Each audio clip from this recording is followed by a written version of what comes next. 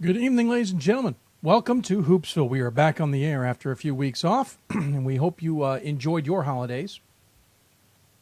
Hoopsville back on the air after a couple of weeks, and, we're raring to go. We apologize for not getting a show on the air right before Christmas as we planned. Pure exhaustion, folks. Pure exhaustion. But it was good. Lots to talk about then, but even more to talk about now. I'm your host, Dave McHugh. Hope you will enjoy the show. We're coming to you from the WBCA NABC studios. Of course, presented by D3Hoops.com. If you got questions for us, tweet us at D3Hoopsville or hashtag Hoopsville. Email us, hoopsville at D3Hoops.com. Join us on Facebook, Facebook.com/Hoopsville, where we are streaming the show live as we speak. Of course, if you're watching the show on demand, we appreciate you taking the time to do that as well, as we hope it is just as enjoyable on demand via podcast or live, however you choose to watch our show. In the coming shows, we'll be adding a few bells and whistles. We're going to dress up the studio a little bit more, plenty more to do, and so on and so forth. I should point out, did not get my blog out. It is written. It is done for the top 25 this week. I just didn't get it posted. So sometime during this show, we will get that published as well. Went with a little bit of a different angle this time, primarily because I wanted to get it out the door, and then never got it out the door. So there's a lot to talk about, and we certainly know that from what has transpired, as it were. It's a matter of wondering who's going to win at any given time. In the men's basketball especially, I remember sitting at the South Point Arena in Las Vegas wondering who was not going to lose to some degree, and who and what my top 25 ballot was going to look like when it got to me. Of the top 25 ballot, when I got it, let's see, I didn't actually count up how many losses. There were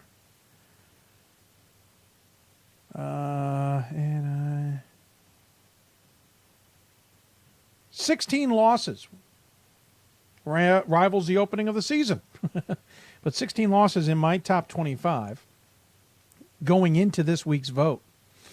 I guess not too surprising. As we've said before, more and more programs are playing better and better competition, and so we're seeing these kinds of results. More teams are willing to go out there and challenge themselves, so thus we're seeing these kinds of results. So to some degree, I guess we shouldn't be all that surprised by it. But at the same time, it is a little startling, some of those results, to be sure. Middlebury, we kind of hinted at it, had a long break. We're going to take on York. York beat them. Maybe that's more about York than it is about Middlebury. Of course, York won back-to-back top 25 games, or not really back-to-back. They beat Swarthmore before the break, then beat Dickinson, and then beat Middlebury. Oshkosh lost to Ripon. Wash U lost to Augustana. That one's certainly not a huge surprise, as Augustana, at least was in my book, was ranked higher. Ramapo went to the D3Hoops.com Classic, and for the first time in 7 trips, came out 0-2.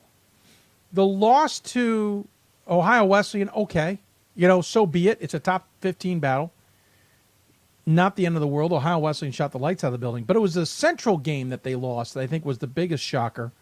They were up by nearly 20 points in the first half. Central was stone cold, started 0 for 16. And then they got hot. And Central hit 5 of their next 6 shots. And I said on air, Ramapo better buckle up. They're showboating a little bit. They're starting to lose focus. Central's going to come back on them. And lo and behold, it was a battle in the second half that Ramapo could not win. And Central beat them. So it was surprising that they couldn't handle the business and what it did is it reminded me of what we sometimes see in the first weekend of the NCAA tournament. Ramapo runs into somebody who's not necessarily better than them, and they shoot themselves in the foot. And I think that's what we saw with the Central game. I'm hoping they can take that game and use it moving forward.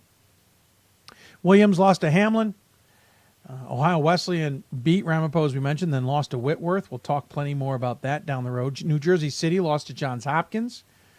Johns Hopkins certainly better than people realize, but also New Jersey City playing a little bit of fire there. Wesleyan lost their first game of the season to Springfield, as did New Jersey City, as I previously mentioned. Skidmore lost back-to-back games on either side of the holidays. We'll talk to their head coach, Joe Burke, coming up on the show. But it was really odd to see that. Especially Guilford. Guilford isn't as good as we thought they were at the beginning of the season. If they were as good as everyone thought they were, maybe that's an expected loss, but it wasn't. Wartburg had a pretty good trip, 1-1 out to the Vegas Classic. I liked what they did, beat Stevens Point. Lost to Augsburg, but I think Augsburg is sneaky good that people don't truly appreciate. St. Norbert, I think, missed an opportunity. They lost to Whitewater, basically their last non-conference opponent. A win there would have really done wonders for them when it comes to their resume in late February and March. I don't mean they won't make the tournament. I think they're going to win the conference, but I don't think they have an at-large chance now in place because they have two losses out of conference that are big losses. They went 2-1. That's great, but I think they needed that win. We'll see. We'll talk about it in late February or in mid-February. John Carroll, they're putting up a ton of points, and they're giving up a ton of points. They're playing by fire. I'm fine with the amount of points they're putting up. I'm wondering if the Blue Streaks need to buckle down on defense a little bit. They allowed more than 100 points, and Hope beat them. And Hope's not as good as previous years. Marietta lost to Wittenberg. I dropped Marietta to my top 25 at 8-3.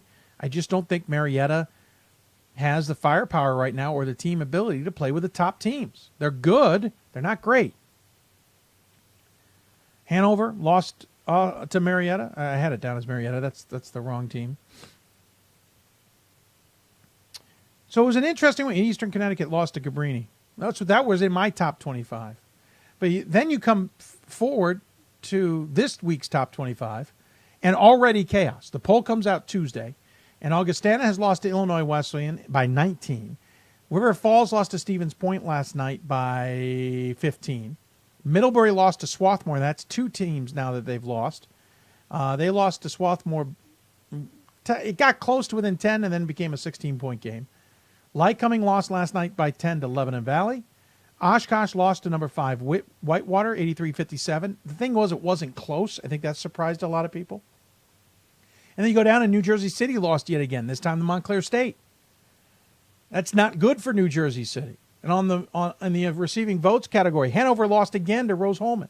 Amherst lost again to Eastern Connecticut. Nebraska Wesleyan took its first loss of the season to Buena Vista by 16. Bethel lost to St. Olaf by 1, and Westminster lost to Thomas More. So that's just getting out of the gate to start this year. Craziness, to say the least. Tons of upsets and losses.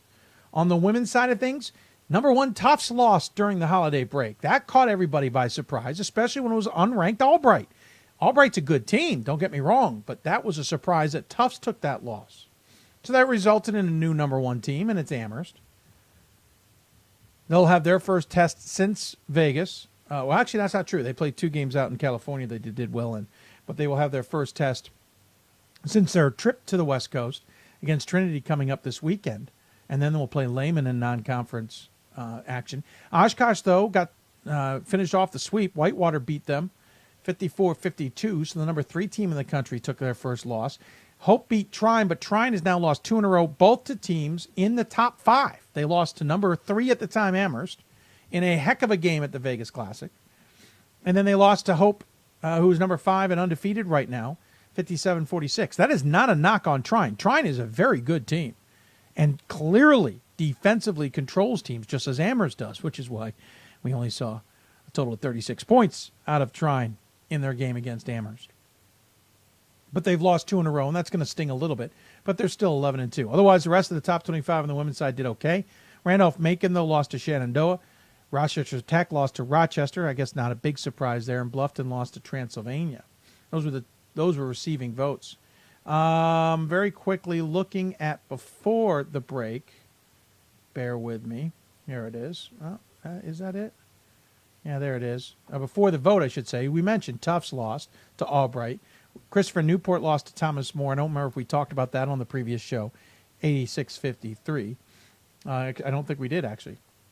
I mentioned the loss for trying to Amherst. Whitewater had lost to Wartburg. No huge surprise there. That's what leapfrogged Wartburg into number 2. Gustavus Adolphus lost to Whitewater, which we saw their effect. And Marymount lost to Catholic.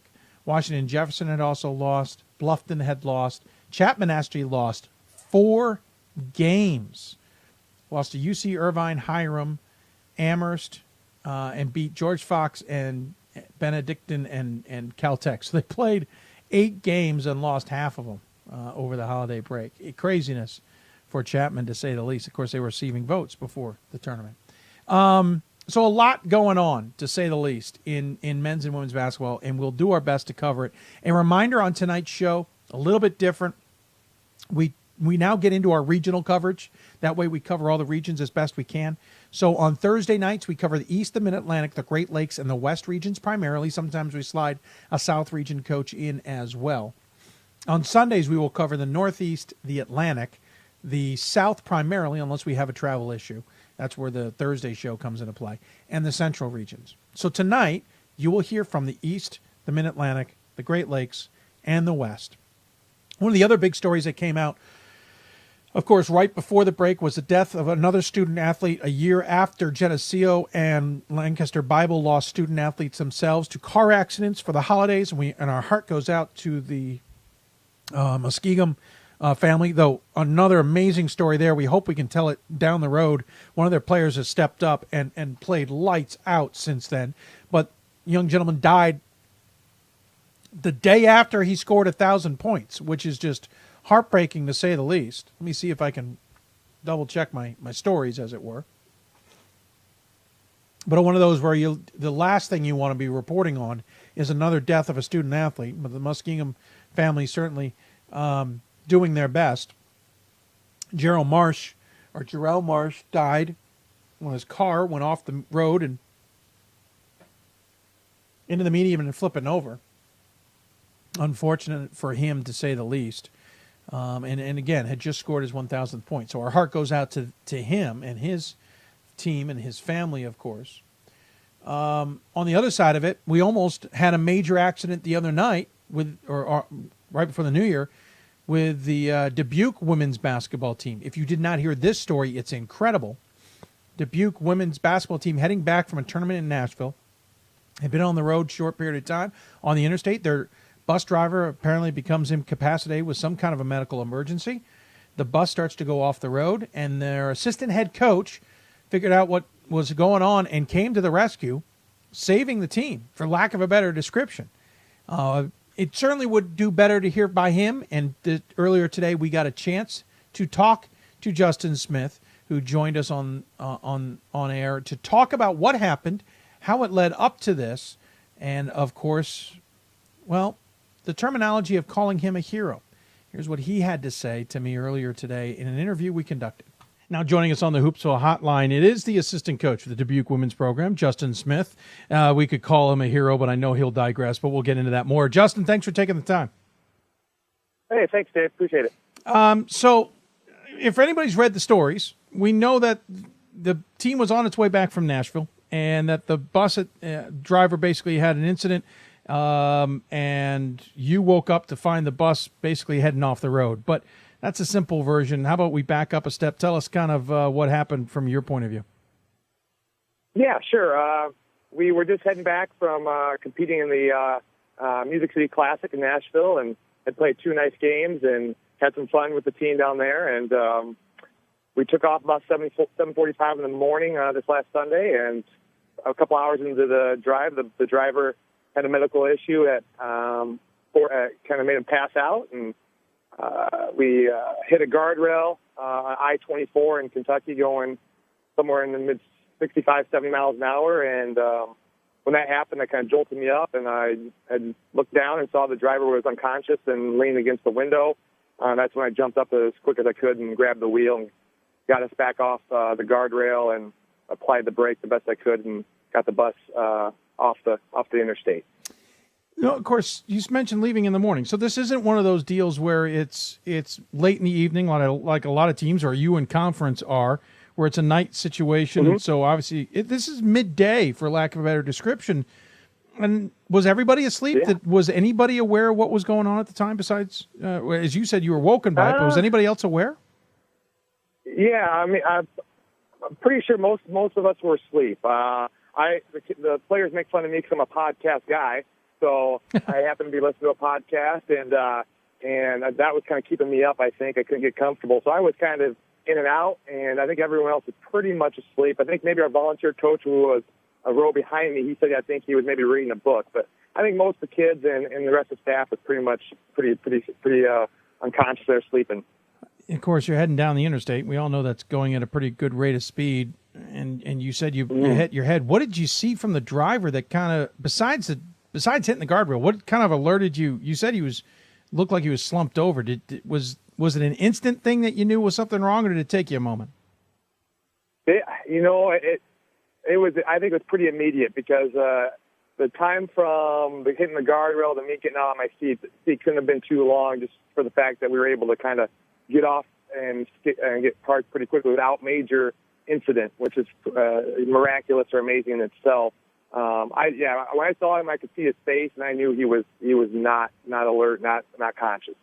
I've been on my fair share of buses as a student athlete. I also traveled for a year between high school and college on buses, so I certainly know what it's like to be on them and where you're situated. How far back were you from the driver? And that's probably the most important part, and made it easy, was I was in the front right seat, so I could see down into the, those charter buses that the driver sits kind of down in the well a little bit. Yep. I could see him perfectly, which no one else on the bus probably could. Yeah, I was going to say, so it's one of those buses where he was down a bit. He wasn't even with everybody, so really no one could see anything's wrong until something goes wrong. Yeah, exactly, yeah. Wow. So it goes off the guardrail. How did you get it to a stop? Were you able to get him out of the seat somehow, or somebody else get him out of the seat? How did you get in position to not only steer but put your foot on the brake? Yeah, it's kind of that's crazy. Also, the way he kind of passed out or lost consciousness, he kind of went to his, instead of going on top of the steering wheel, he went to his left, which gave me a little bit of space to slide in. And actually, so he was still sitting in the seat, and I was just kind of over top him a little bit with my hands on the wheel. And then, lucky enough, he took his foot off.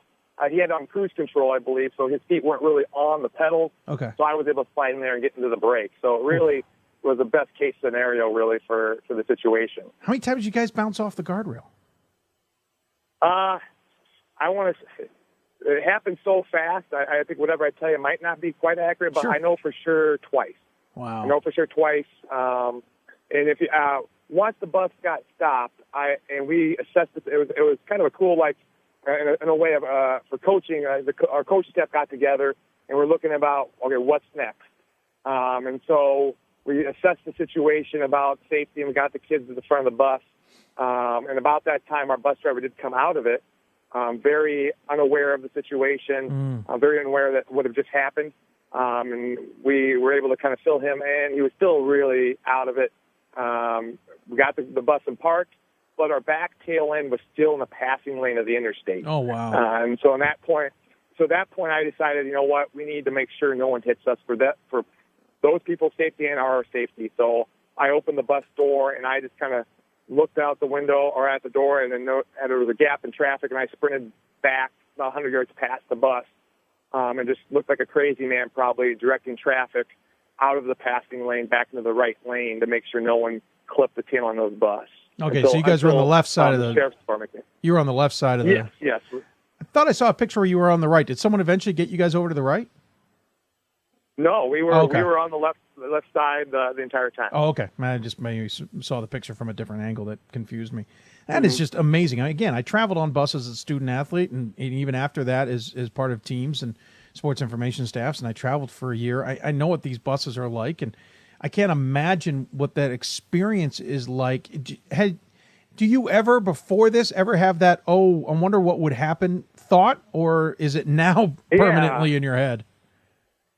Definitely permanent now, but the funny part about being a high school coach for 12 years and being on a lot of yellow buses is I've had a couple situations in my high school career where, a bus driver maybe kind of started to doze off a little bit, and actually it was one that happened 2 years ago, and I think that was kind of in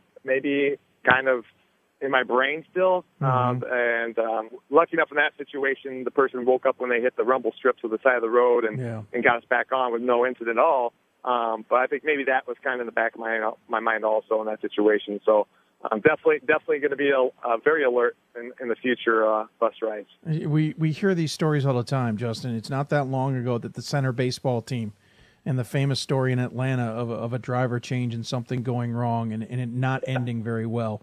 He hits the guardrail. Thankfully, the guardrail's there. And I know you're going to dodge this every way you can possibly do it. But if you don't jump to your feet, that bus doesn't necessarily end all still on four wheels, and the team isn't necessarily walking off that bus. The word heroes being thrown around, it's probably pretty just here. Has it sunk in just really what could have happened if you hadn't sprung to your feet? Yeah, I mean, we still had 7 hours of a drive left after it happened to kind of, as a staff, really kind of think about it. And I've had a few days, obviously, to think about it. And there's a lot of different things that could have happened that would have ended a lot worse to us in that bus and people around us on the road that day. In my mind, it happened so fast, and I hate to use the word lucky, but I just feel lucky that it happened the way it did. Mm-hmm. As far as hero, in my mind, I think of police officers and firefighters and people serving in our military. So in my mind, obviously, I don't feel that way. I feel like I was a guy on a bus at the right spot at the right time, and the whole fight or flight, the fight mechanism kind of kicked in real quick. I know you in your first year as assistant for the women's program. Have you dared to use this as a pay for a raise? Maybe get a little. I definitely had some phone calls and text messages from family and friends about maybe getting a pay bump, a hazard pay bump. But I'm really thankful to Coach Knoll and the University of Dubuque Athletics and the university for giving me an opportunity to coach college basketball and kind of make my professional dream come true to do this. I'm happy to have another day on earth and do what I love to do, which is coach basketball. There you go. Well said. At least you've got some driving experience. Maybe go get your CDL, and you can drive buses for them for the remainder of the season. Yeah, that was another couple jokes I've got for people is if I got a ticket for not having a CDL, and lucky enough, the Trigg County sheriffs were kind enough to let me off on a pass. Yeah, on this one. I had a feeling they wouldn't necessarily ding you for that. That sounds good. Hey, I know the team isn't having the best of seasons records-wise, but we wish the team the very best. I want to thank your administration for giving us a chance to talk to you.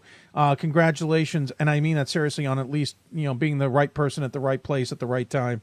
We appreciate you taking the time. Appreciate that. Thank you. I know you're back on the road already recruiting, so I know it's back to business for you. In the meantime, we always end our segments with an opportunity for our guests to have the final word. Any final thoughts you want to share with those who may have tuned in? Yeah, just thanks for all the praise and prayers all over the country. That kind of just has put me in a state of shock. How many people have reached out and made sure that we were okay and commended the acts that happened on the bus, and just really appreciate the time on the show. Absolutely. Thank you for taking the time. Absolutely outstanding effort by yourself. I'm glad the team is okay, and we look forward to talking about Dubuque somewhere down the road when it has nothing to do with a bus going into a guardrail. That sounds great. Awesome. Thank you, Justin. Take care. Hey, thanks, Dave. He is Justin Smith. He is the assistant coach for the Dubuque women's basketball team. Incredible story out of Dubuque, and so happy that team didn't have anything worse. I brought up the center baseball, if you remember that story. Of course, I'm now doubting myself it was center, but I'm quite sure. Things can go sideways, and we're so happy that worked out in the right way. And thanks again for Justin for coming on the show. We've got a lot to jam into the show, so we're going to get going a little bit behind already. Upcoming, here are our guests. Forgot to mention them earlier. Occidental men's basketball coach Brian Newell will join us in a few moments. Then Guy Rancourt from Lycoming, the 6th-ranked team in the country men's basketball program, will join us as well. I can ask him why what am I missing? I'm not even voting for him. What am I missing? We'll debut for the first time this season the WBCA Center Court segment, talking to Matt Dempsey, head coach of the Merchant Marine women's basketball program. Why Matt's a little bit distracted this basketball season with a fight against cancer, but why his team and the job may be the perfect distraction. Also, why he wasn't a prototypical cancer case.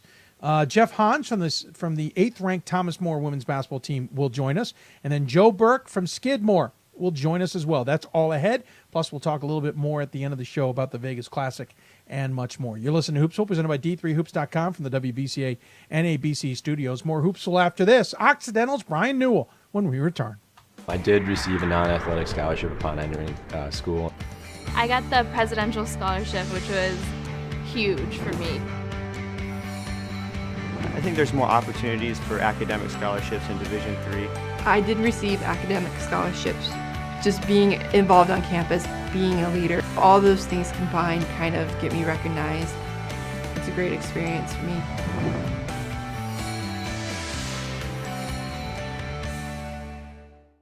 My name is Marcus Walker. I was All-State, won a state championship, a high school All-American, and played college and pro ball. I played because I love the game. I grind to be the best. I sweat because I put in work. I'm strong because I believe. When I want to bring it before game time, I come to the house that college basketball built, the CBE. No matter your skill, take it to another level. Elevate your game right here at the College Basketball Experience at Sprint Center. It's on us to stop sexual assault in any way that we can. To get a friend home safe. To never blame the victim. It's on us. To stand up. To make our community safe for all. It's on us. It's on us to look out for each other at parties. It's on us. To be more than just a bystander. To step up and say something. It's on us, all of us. To stop sexual assault. Learn how and take the pledge at itsonus.org.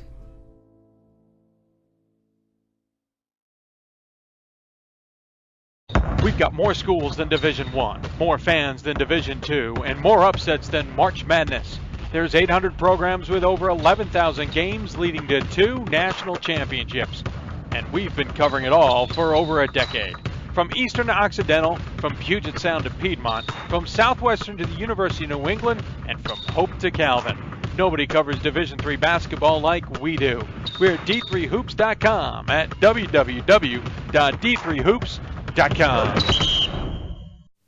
Hey, welcome back to Hoopsville, everybody. Hope you are enjoying the show. If you've got any questions for us, tweet us at D3Hoopsville and hashtag Hoopsville. Email us, hoopsville at D3Hoops.com, or join us on Facebook, facebook.com/Hoopsville. We hope to have had a lot of more bells and whistles running along, but we are getting there. Thank you. Appreciate that. Thank you very much. A few more bells and whistles we hope to add to the show as we move along, and including dressing up the studio even more than we already have. If you have anything you want to send us for this studio, whether it be a jerseys like some have, maybe some basketballs, or any other paraphernalia you may have, send it our way. We will find a home for it. You will see this a lot more decorated in the very near future as we throw some more stuff up that's hiding off my shoulder. I collected some things in Salem while we were there right before the break. There's something you can't see. We got an awesome chair behind us too, but that's a way you can do it. All right, so let's slide into our coaches. One of the teams, and in the middle of this show, I will finally post my ballot from this week. One of the teams that is certainly getting some attention because everyone's kind of curious what's going on with them, though I don't know if anybody's completely sure what to expect from them, would be Occidental. Off to a good start, but at the same time, haven't played a lot of teams in Division III, which always raises questions. That said, the SCIAC looks wide open this season. So I was dying to figure out what's going on in the SCIAC this season. 8-2 start, though a lot against non-conference opponents. The conference opponents, or I should say D3 opponents they've played are Cal Lutheran, Whitman, and Santa Cruz. And Occidental gave what Whitman now has had 2 close games and nearly dethroned the number 1 team earlier in the season, as it were. So what is going on with Occidental? Well, that's why we have a show. Joining us on the Hoopsville Hotline, sponsored by the City of Salem, is the head coach, Brian Newell of Occidental. Coach, thanks for taking the time, sir. Glad to be here. I know you've had some fires and whatnot out there in Southern Cal, but I assume you are a lot happier to be on the West Coast than the East Coast right now, or even the central part of the country. Yes, the sun is shining in Eagle Rock, California. I feel horrible for you, sir. Horrible. Horrible, I say. So let's talk about this squad. You're 8-2. You've only played, though, 3 games against Division III opponents, as we mentioned. Cal Lu, which was an overtime thriller you won. Trust me, you had our attention when you nearly knocked off Whitman. That game was insane. And then you beat Santa Cruz 11 days later. And now, obviously, you get into conference play next. But what do I make? It's hard for me to understand the West Coast to begin with in Division III, but when you're playing non-Division III teams, I'm even more confused. So tell me what's going on. SCIAC is wide open. We're usually hosting. We're always looking for Division III games. Yeah. Coach Bridgeland was kind enough to come down and play 3 of the SCIAC schools. As you know, he's done a remarkable job up in Walla Walla. People tend to forget that prior to him arriving, Whitman wasn't exactly known as a basketball power. Agreed. We knew each other going back to his days at UC Santa Cruz and at Puget Sound. We're familiar with the system, had a week to prepare, and we tend to be a little bit more athletic than some D3s. Sure. And we matched up well with them. We matched up. We have 2 good finishers in junior Zach Baines and junior Austin DeWitts, who are both high-end Division III players, in my opinion. And we played well. We caught Whitman in a situation where they had heavy travel, delayed flights, number 1 in the nation. Our guys think they're playing the Lakers. Whitman is looking down at the SCIAC schools, which they've kind of dominated over the years. So we had a good chance. They just wear you down. Coach Bridgeland does a wonderful job, incredibly deep. Their ball pressure is amazing. They play really, really, really hard. They don't walk in the gym as, which happens sometimes, and it's 6'8", 6'9", huge wings, etc. They look like a Division III team, but, the intensity of their play is kind of mind-boggling to me. So their run last year didn't surprise me. Their run that's coming this year will happen. You probably know they're missing a couple good players, but their team depth, their hunger and passion is what's so impressive to me. So that was a good game. We played as well as we could. It's a little scary when you're saying we played well and we had 28 turnovers in that game. Our goal going in was 20, and they just they get you. They had 2 runs on us, and they took off. It was a close game. It got them going, and then they got a couple more wins, went back home. I watched their game versus Ohio Wesleyan, incredible D3 game. Yeah. And they'll get guys back. Their league's going to be a little tougher. In my opinion, this year there are more teams that might be able to knock them off. But fun for us to play. And in the SCIAC, good for you to question what's going on. Anyone can beat anyone. The best team in our league is hands down Claremont. They went on the road. Yep, they will be. People don't. They were missing Michael Scarlett, all West region. They went back and took 2 losses, but they're getting healthy now. And again, they have 3 guys in Scott Lenz, Michael Scarlett, and their big 6'10" post who are rock solid. Ditto on Pomona Pitzer, in my opinion, where their perimeter players are outstanding. They brought in some good bigs, and they're starting to come around. I watched the scores versus Tufts, watched the scores versus UPS. You can take some losses, but they're playing quality teams. So I think I put those 2 Claremont schools up near the top based on depth, defense, veteran coaches, sound basketball. And then after that, there's 7 of us fighting tooth and nail. We had a good preseason, beat some people we should, played some tough games, but Cal Lutheran, Chapman, Whittier, Caltech, Laverne, we're all pretty even. Anyone can win on any given night. So it really is crazy. We're obviously not in a hunt for any at-large bids. So the goal is to get get in the SCAC tournament, see if you can win 2 games, and more than likely you're headed up to play the Blues or someone, the other Whitworth in that Texas. neck of the woods. Yes, or Texas. Good point. Granted, we're pretty much out of buys now, so it's a little bit more interesting. We can technically ship you anywhere, but those are where we usually have some islands. All right, so good recap. Obviously, you tuned in to me blowing my mind against Whitman and Ohio Wesleyan.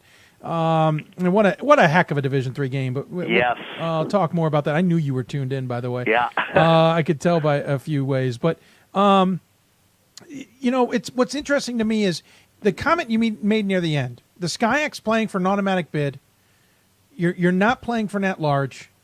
Is that why your schedule has of the starting 10 had 7 non-Division III games? Because at some point, and I don't mean this negatively, but at some point, it doesn't matter because you realize the situation you're in. So at this point, you're not trying to schedule for an at-large. Yeah, you're spot on. Our situation's a little different, as you know. We've been good. We've won some games, and Of late, we haven't been. In my mind, we were trying to get a little bit of that swagger back and win some games. Okay. We set it up rather nicely with Whitman. You could see if we would have knocked them off at home, then we're back in the picture. We have a better team. We're fighting the fight and trying to improve, but you got to be careful of scheduling too much. You know, you go out here and schedule 6 losses and go to Whitworth, Whitman, go out to Wisconsin, and Claremont can do that because they've been winning the SCIAC of late. We haven't been winning the SCIAC. We've been trying to fight the fight, get back to normal. As we get better, I like to play better and better teams, and ideally Division III teams. Our school's such that we travel every 4th year, so it's a little bit we're held back by budgets and things, and we're always looking for teams to come to California. And, from that standpoint, we're a little bit of a dangerous team to play. It's not easy. You're not going to get an automatic win coming out and playing in the winter break. We're pretty good in our gym, so it's tough to get games. We're isolated. We're playing more Northwest schools as a whole conference, but we're always looking. So we played some schools close by that were less than an hour, but are always looking for D3 games. Yeah, I mean, I'm not trying to say you're not scheduling D3 games. It just, I gather from, some coaches talk to me, and I talked to one today. Yeah. I need to schedule X, Y, Z because I'm trying to position myself. And I'm not trying to say you're giving up. Yep. Certainly not the case. Yep. But to some degree, you also just understand your situation. Correct. And again, if we were better, if we were thinking second, third, then that, you said it earlier, that one non-conference win, we had one a while back over Amherst, we had one over Williams, that lets our SCIAC people, when they're our rep and we're usually getting bashed, they have a fight to fight. Yeah. So you get one premier out-of-league win, you do well, and you finish, 13-3, 12-4. You do have a chance. Usually, when we've done it, we played Claremont one year, we played Pomona one year, and that's easy travel, no travel. So you have a chance. And, right now, the way the preseason was, no one's going, this is a one-bid league for sure this season. Let's look at the conference before we jump into your team because we're talking a little bit about it. Claremont Mudscripts off to a 4-7 start, 2-1 in conference play.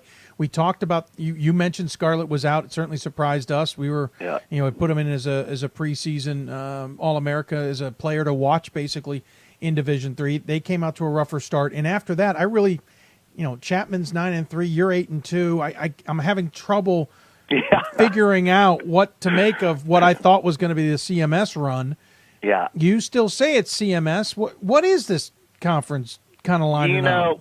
I like CMS based on some history. Their win over Whitworth last year on the road was big for our conference. Huge. The way they played Whitman, they have most everyone back. Morris, their 6'10" post, is coming into his own. Lenz is back healthy, is a high-end point guard. Scarlett's a player of the year. And then they have great depth. Size. Coach Scalmani is one of the best defensive coaches in the nation. He's been there. They've done that. Their new gym is beautiful. Yeah, it is. They're a primetime location to host a group sometime. Probably not this year, but they're just solid. And I kind of think the same way about Coach Katz and Pomona Pitzer this year. They're 3 perimeter players. Their point, their 2 wings, Koch and Rosenbaum. They're high end. I've seen a lot of Division III basketball. Those 3, their 1-2-3s, are rock solid, and they've got a great fourth guard off the bench, veteran coach. They play defense. They're smart.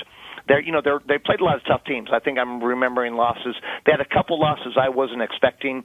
Our league we get into the finals period, that 14th week of the semester, and some funny things can happen.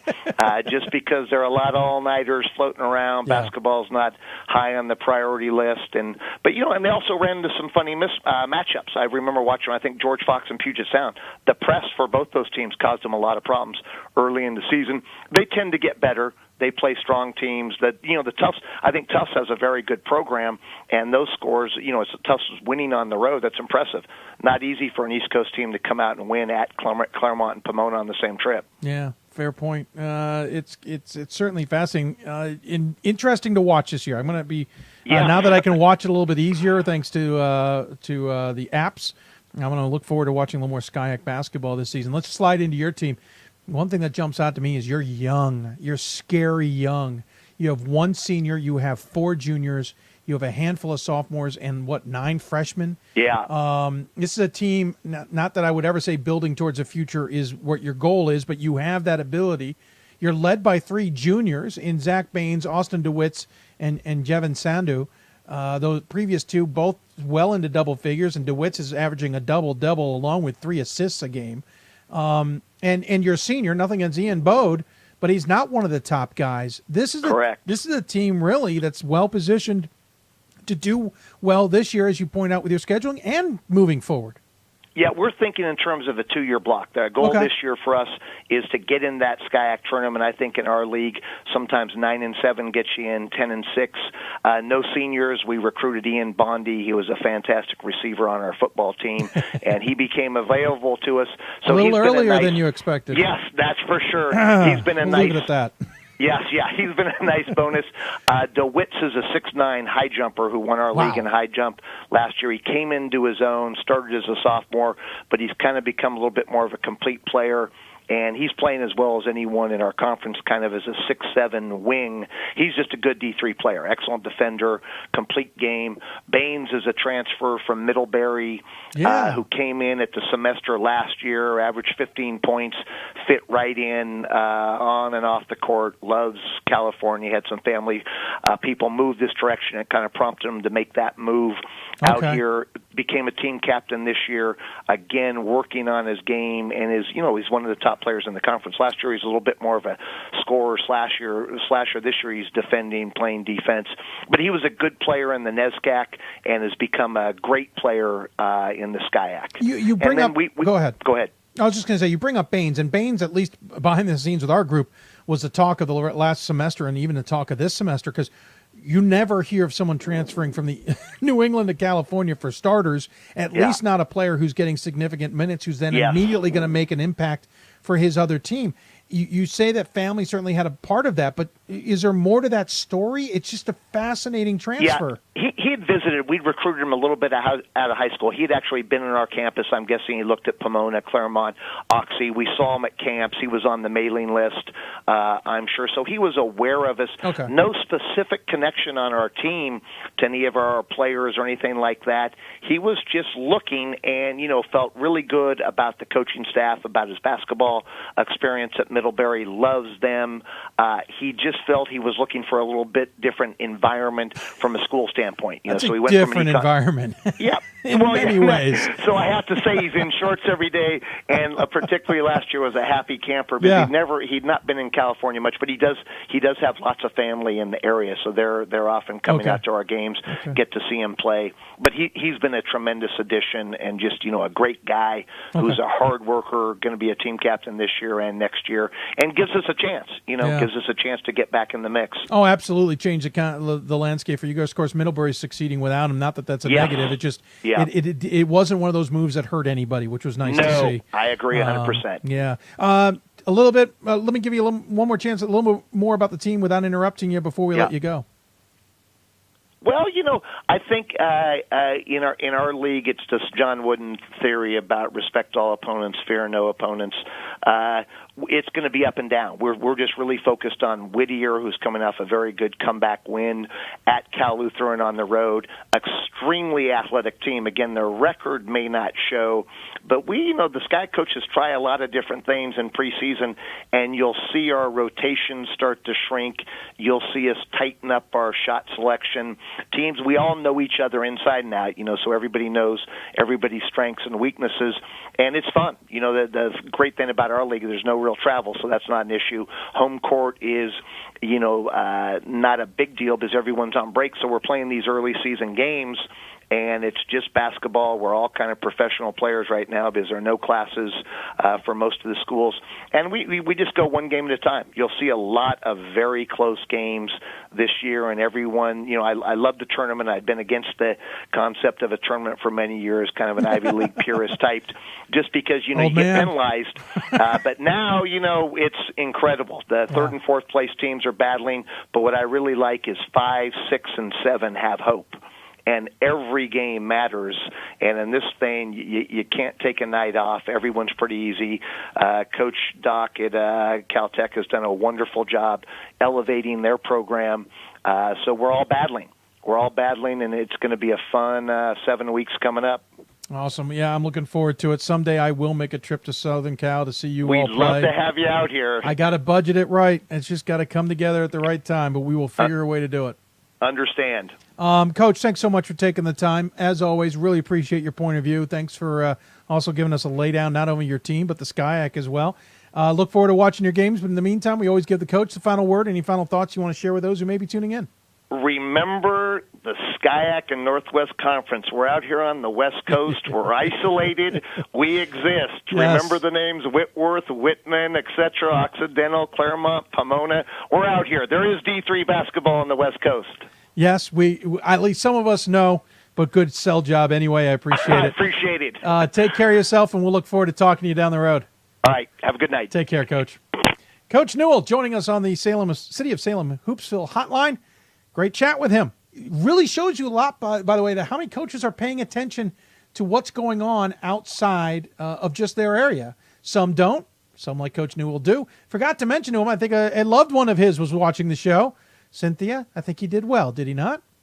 But thanks to Coach for joining us. We're going to take a break. When we come back, we'll jump back to the East Coast, go to northern Pennsylvania, up into the Pocono Mountains, and right down the street from the Little League World Series. We will talk to Lycoming, another team I'm not voting for, and maybe I'm missing something. They're sixth in the country, and I'm one top 25 voter who's not voting for him. I could be dead wrong. Who knows? We'll talk to their head coach coming up. You're listening to Hoopsville, presented by D3Hoops.com from the WBCA and ABC studios. Lycoming men's basketball up next. For the love of the game. But for those of us who are Division III student athletes, it's more than that. A lot more. Sure, the game is important. But as we work so hard to build both mind and body, it's more about team. That is why NCAA Division III teamed up with Special Olympics. And in giving the gift of sport to those for whom it seemed an impossible dream, we are working to make this a better world. Help us keep that dream alive. You can make a difference. This is why we love sports. It's in the way they play, free from the pressures and all the money talk. Playing for simply the love of the game, where everyone has a shot at their definition of success on and off the field. This is what we love about sports, and what we can still love about college sports.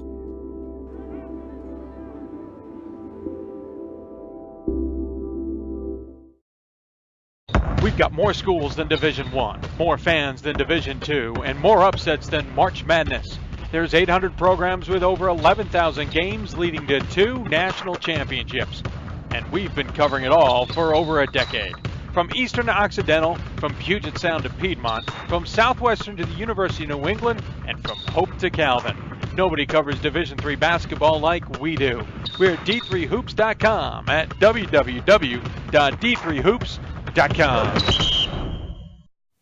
And welcome back to Hoopsville, everybody. Hope you're enjoying the show. If you've got questions for us, tweet us at D3Hoopsville or hashtag Hoopsville. Email us, hoopsville at D3Hoops.com. Join us on Facebook at Facebook.com/Hoopsville, where we're simulcasting the show. We know we have some interaction there on Facebook. You can also interact with us on that YouTube page if you happen to be watching us on that page. Lots of ways to do it. That's how you interact, ask us questions, et cetera, et cetera.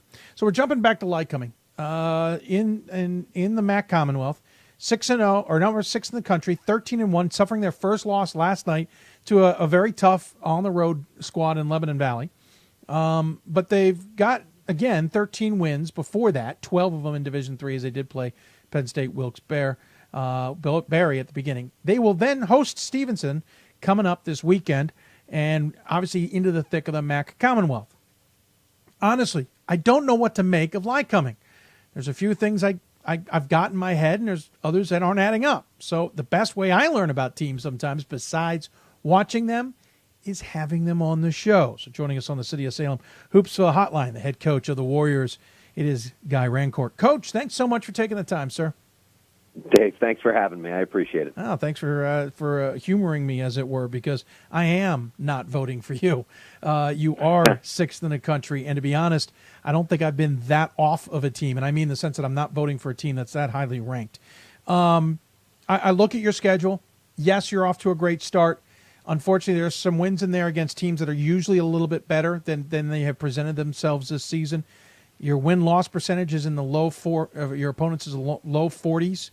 So I get stuck here wondering, okay, of course, they should be this record versus how good are they really?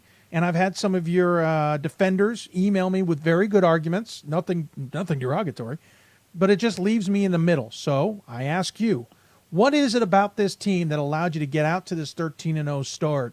And what do you think it is about this team that can then move forward? Yeah, I think it comes down to upperclassmen for us. Okay. We're one of the rare teams, not only in Division III, but in the country, and we play close to 11 players double-digit minutes. Yeah, and it insulates us. It helps us quite a bit. And last night, for example, by the end of the game, we have 5 players with injuries and 1 that was sitting out. So we were able to still fight to the end, but those injuries cost us. Now, fortunately for us, those injuries were minor, so they'll be back, and we should be close to full strength for Saturday. But the upperclassmen, having leaders like Chris Wallace from a tremendous program at Calvert Hall in Baltimore, and Alex Newbold from that little program called DeMatha High School. Not too bad there, Coach. Yeah. Well, since Alex and Chris have arrived, we've won the regular season championship. Then we lost in the playoffs.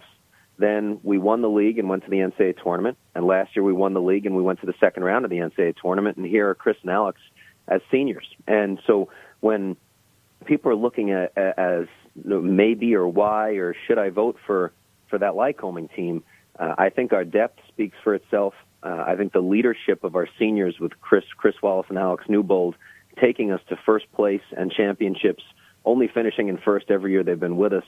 I think it's a strong argument. And if you look at the not only the records of who we've played, but if you need to really throw out the final scores of what we've played. Many times, I really try and feel as if have everyone feel as if they're involved. So we take the foot off the gas pedal. We're not interested in winning by 30 and 40 and 50 points. We want to make sure we're building towards in the right direction for the end of the season. Yeah, I mean, you put up 101 against Medgar Evers and 108 against SUNY Oneonta, but then you put up 55 in a 55-36 win over Messiah. You talk about polar opposites, as it were, and I realize Messiah is one of those grinded-out defenses, and we're pretty used to from them. But, again, you then come into last night's game against Lebanon Valley, and you mentioned injuries, and that's the time of year where illnesses always creep their ugly head. Is that a game where probably a better than playing Lebanon, or should be better than they are playing Lebanon Valley, had the right mix against just the right timing with you guys in the sense of how banged up you were? I think it's a little of a few things. I think, one, Brad McAllister is arguably the best coach in the conference. Yeah, I think he does a wonderful job in Lebanon Valley, and that's why for years they're consistently right in the mix. And when you have Andy Orr, who was an All-American last season and continuing with averaging a double-double this year, and Sam Light, who was able to get 27 points on us last year, he certainly shot well from three. That's going to happen. Even last year with the good season and good record we had, the games we lost, teams hit multiple threes, upwards of almost 20 threes against us. And you're just going to have those games periodically. So, as long as it's a learning experience and we continue with who we are, as long as we don't fray, I think I'm going to be very happy, and we're going to be happy with where we are at the end of the year. And I think eventually one of these weeks, Dave, we're going to force you to vote for us. Oh, well, no, and that's expected, and that should happen. I have it in the blog, and it'll get posted here shortly. I said, listen, this is that point of the season also with teams like yourself, that at some point in time, the wins just outweigh what I'm thinking. If you continue to win, and yes, one loss is going to happen. I don't expect anybody to go undefeated this season, including the number one team in the country. If you continue to win, who cares what everything else says? Because at some point you're still winning with a bigger and bigger target on your back. The conference is one of those interesting ones. I've always said, or at least I have in the last couple of years, the MAC Commonwealth may be the deepest and most difficult battle on every conference night, because the talent from the top to the bottom is the most compact. It doesn't mean the top is better than most other conferences, but the battle in the conference is certainly the most difficult.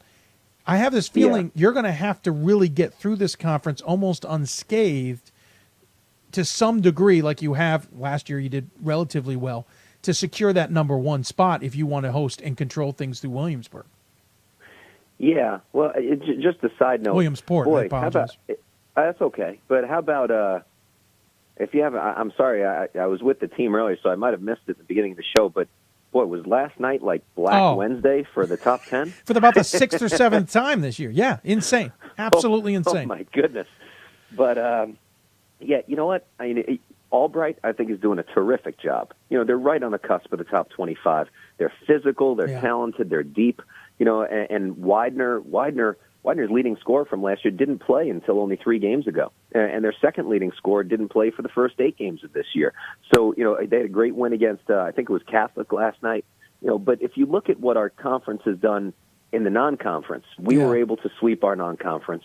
You know, Albright, very close to it. You know, Widener is now getting great wins. And I think if you look across the board, I think, you know, some of our teams have done very, very well, and I'm hoping that helps us down the stretch. Now, as far as going unscathed in our conference, boy, that's certainly a mouthful. And I definitely understand what you're saying as far as, you know, trying to get that 1 seed and trying to host. And I'm happy that we're in the discussion and that we've gotten ourselves to this point where we've earned this. And I think the seniors have put us in this position. Yeah, you're right, though. We've got to go one game at a time, and Stevenson is extremely talented with arguably the best guard I've seen in Division III in a long, long time.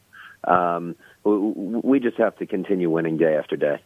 Yeah, that comment will get me over to the Mustangs gymnasium in a moment to see. I mean, I just got done from Vegas where, you know, Ohio Wesleyan has one of the best guards. But if you're saying he is good, I'm heading over to Stevenson sometime soon. Listen, this conference 4 or 5 years ago had Messiah, had Stevenson. You guys were in the fray. Not Albright. Alvernia was certainly making hay, and the top of the conference was really good. I'm looking at things now. You got Albright 11-1, as you said, knocking on the door at the top 25. You guys are in the top 10. Lev Val's at 10-4. Stevenson's at 10-4, and we can dive into those and talk about how strong they are. But is the top gotten better to the point that maybe this conference is returning to that national conversation again? Yeah, you know what? I don't like saying that these 3 or 4 teams are stronger, but in reality, I think this year, I think there are some of the upper teams right now that are just a little bit more powerful than they've been in the past, and I really do think this could be a year where, and it's been, I think we were the last team maybe 7 years ago that got an at-large bid. Yeah, I think we could be a two bid conference this year.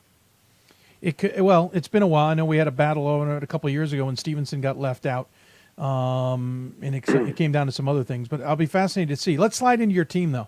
You mentioned Chris Wallace and Alex Newbold, 2 Baltimore guys, or D.C. Baltimore guys, leading the way, double figures. They're your 2 seniors. They're your only 2 seniors. Then you have T.J. Duckett and Darius James and Ramadan Jennings, all with 7+ points a game.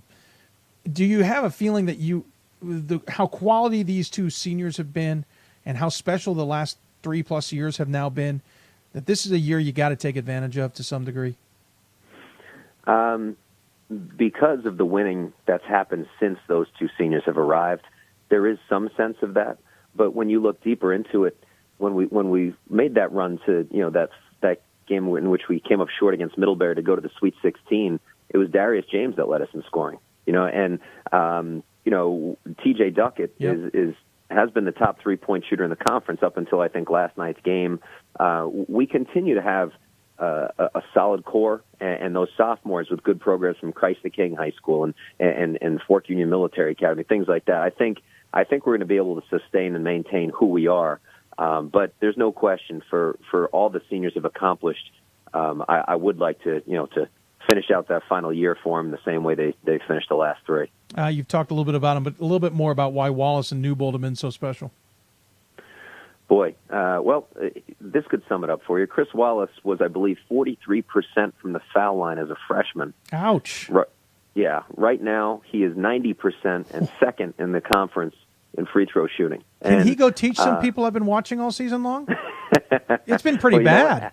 Yeah, to say the least. And Alex Newbold wasn't far behind that. And Alex is someone I don't have to be worried about at the end of a game anymore as far as making free throws and just finishing.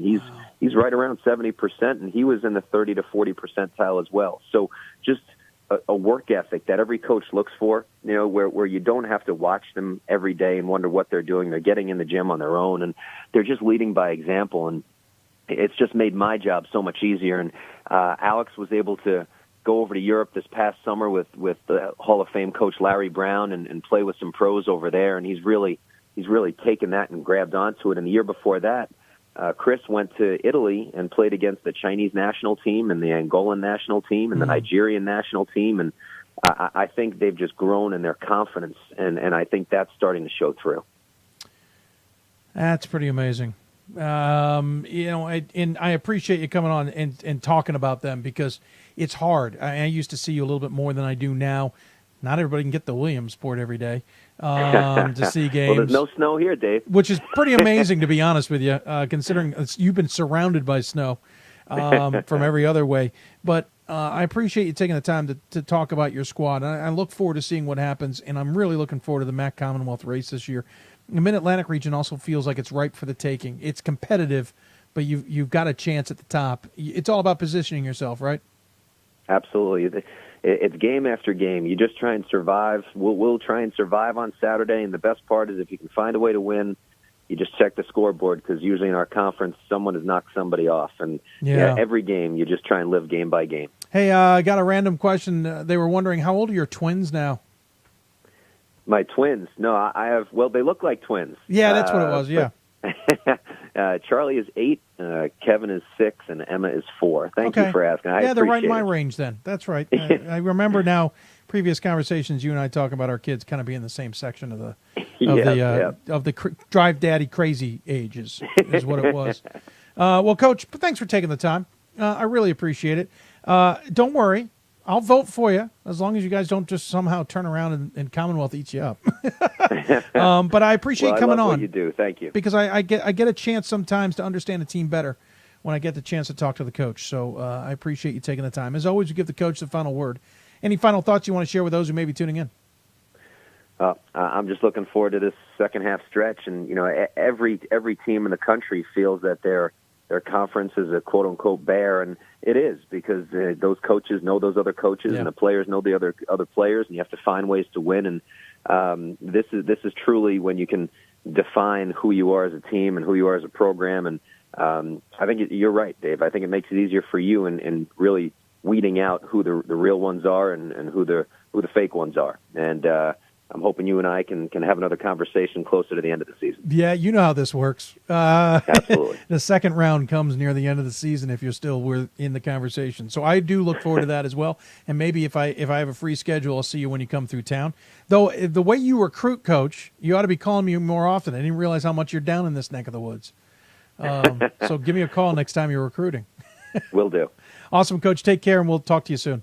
Thanks, Dave. Absolutely. Bye-bye. Guy Rancourt joining us here on the City of Salem Hoopsville hotline. Appreciate him taking the time. Fascinating insight on a squad I haven't had a chance to really appreciate, apparently. I'm not voting for him. I freely admit that stuff. You can see my ballot on almost a weekly basis. Maybe there's a change of plans in the future. We'll see how they continue moving forward. They got Stevenson coming up to them coming up this weekend. That'll be a good game to watch, the MAC Commonwealth as well. The Commonwealth is always fun to watch, plain and simple. The football guys may disagree with me saying this, but I think it's fun to watch on the football side too. So we'll see how things go. And the women's side is fascinating to watch as well in women's basketball. Take another break. When we come back, we'll debut the WBCA Center Court segment for the first time this year. Talk to a coach who's got more on his mind than just coaching, but things are going well, and his team is supporting him even when they surprise him. We'll talk to Matt Dempsey from Merchant Marine on his battle with neck cancer, throat cancer. You're listening to Hoopsville, presented by D3Hoops.com from the WBCA NABC studios. More Hoopsville after this. Division III allows you to give yourself to other things. Having that free time allows me to pursue the things that I want to pursue. Division III athletics affords students the opportunity to, engage in the other interests in their campus and in their lives outside of that sport. It allows you to just be able to do everything you want to do. I wouldn't change it for the world.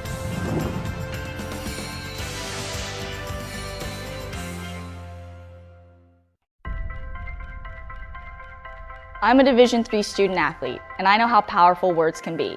The term gay doesn't mean stupid, lame, or less than. So I pledge to speak up if I hear the term gay used in a derogatory way or any other homophobic terms. If you can play in Division III. I'm a Division III student athlete, and my teammates unconditionally accepted me as part of their family.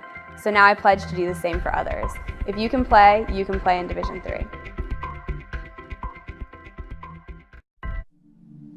I used to never really talk. Ever. I was afraid if I said something wrong, everyone would laugh at me. But then I started to play golf with Special Olympics. It helped me to find my voice. And now everyone else is speechless. We've got more schools than Division I, more fans than Division II, and more upsets than March Madness. There's 800 programs with over 11,000 games leading to 2 national championships. And we've been covering it all for over a decade. From Eastern to Occidental, from Puget Sound to Piedmont, from Southwestern to the University of New England, and from Hope to Calvin. Nobody covers Division III basketball like we do. We're at d3hoops.com at www.d3hoops.com.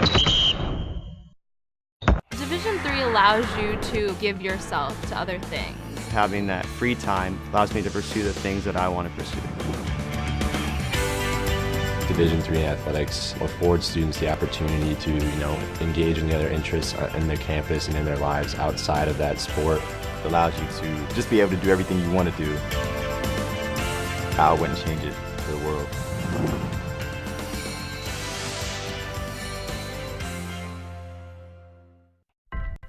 Welcome back to Hoopsville. I'm Cameron Hill, head women's basketball coach at Trinity University, also a member of the Women's Basketball Coaches Association. We hope you enjoy the show. Now back to Dave at WBCA Center Court.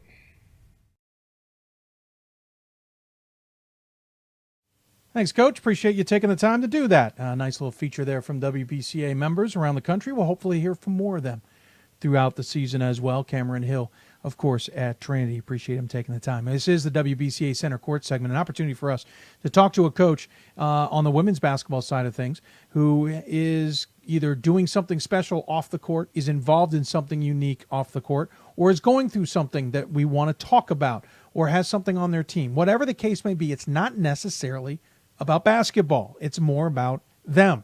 Got that chance here today. The U.S. Merchant Marine Academy. You may not know them. They've been in the Landmark Conference for a number of years, now in their second year in the Skyline. Matt Dempsey's been there for a number of years. Certainly he's put together some quality programs with a very difficult scenario in the sense of recruiting and all that. What he found out this summer made that all change. He was diagnosed with throat cancer after discovering basically a lump in his neck, and he couldn't figure it out. He has barely missed any time coaching. So the WBCA said he might be worth talking to. And when I got done talking to him earlier today, they were right. Fascinating conversation with him. We will get a chance now to hear from him again in the WBCA Center Court. This is the head coach for Merchant Marine. Now joining us on the City of Salem hotline, it is the head coach of Merchant Marine, part of the WBCA Center Court. It is Matt Dempsey. Coach, thanks for taking the time on this very wintry, blustery day. No, thanks for having me, Dave. So let's get, obviously we talked about it a little bit in the intro there, but let's talk about this a little bit more. There's enough to do and enough to distract a coach to be a coach. Now let's add in life's challenges, and in your case, tumors that were discovered over the summer. That adds a lot to the plate, does it not? No, it does. This is quite a setback that I've had personally in my life, and it has affected my coaching a little bit. But luckily, I've had some solid people around me to get me through it. But it was quite a surprise in over 30 years of coaching. To finally have something like this hit me was definitely dramatic. Yeah, and that's the thing. Let's back up a little bit. Let's talk about how this all happened. And, a year ago about this time, I'm sure nothing was on your radar to any degree or whatnot. And a lot of coaches, not negatively, but they don't necessarily put themselves first. They put everybody else first. How did this all progress to the point where we are now? It actually, I actually felt a lump in my neck watching college hoops after our season was over. I was home watching the NCAA tournament in March and felt the lump and thought it was a little weird. Went to my doctor, and he prescribed some medication for like swollen glands, thinking it was some kind of flu bug. So of course, being stubborn like I am, kind of fought it for a month or two, and then it never went down. And I finally went back to the doctor, and he sent me to the ears, nose, and throat specialist, who immediately biopsied it and recognized that it was cancerous. And then we were on our way to thinking about starting treatments in the summertime, and that's where it all started. What was I guess what the doctors say, and I don't want to go into the details, but I mean, what was their prognosis for you in this, and at what point was the decision made that, yeah, I can keep going with the coaching? Well, they were very, very supportive, very positive. I had a great team of doctors here in Long Island that looked after me. They all worked together, which was great. I had to have 7 straight weeks every day of radiation, which was difficult for a drive, over a half-hour drive, just to have basically 15 minutes of radiation every single day. So that was tough. And then the chemo treatments were once every 3 weeks for 3 straight weeks, or 3 straight times. So it was, it was a few months. So the chemo, again, wasn't that bad. The radiation was a pain. And then now I'm finding that the accumulation of both after the treatments were over were, kind of set me back a little bit. But I still had enough strength to come back. I had a really good supportive team at work, too, with our administration, fellow coaches, and support staff. And luckily, I'm at a really great place to fight this disease. Yeah, that's the question, is how much more do you suspect this fight will take you? I assume through the rest of the season. In other words, when do you get your break?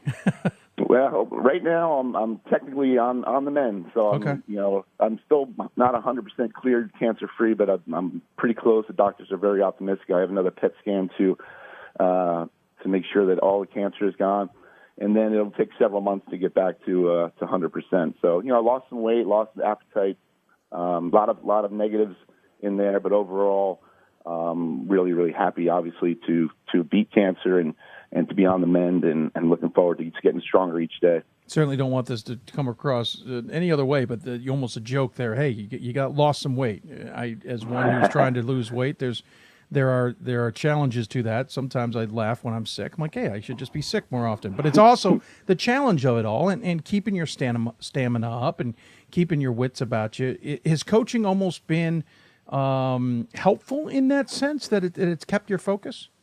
Very, very helpful. Yeah, just having the players and fellow coaches around me, rather than sitting home or sitting in a hospital, obviously it's taken my mind completely off it. I'm still fatigued and get a little run down, but mentally I'm really strong, and again, I have a great support group. The team has been fabulous with that, and just getting me through each day. And my assistant coach, Alexis Shields, I couldn't ask for a better assistant coach in the world, and she's been great every step of the way. And every step of the way with me at the Merchant Marine Academy for the last 10 years, by the way. Did it ever cross your mind, you know what, let's take a break. Let's take this year, give your assistant coach a chance to run the program, or did you need this?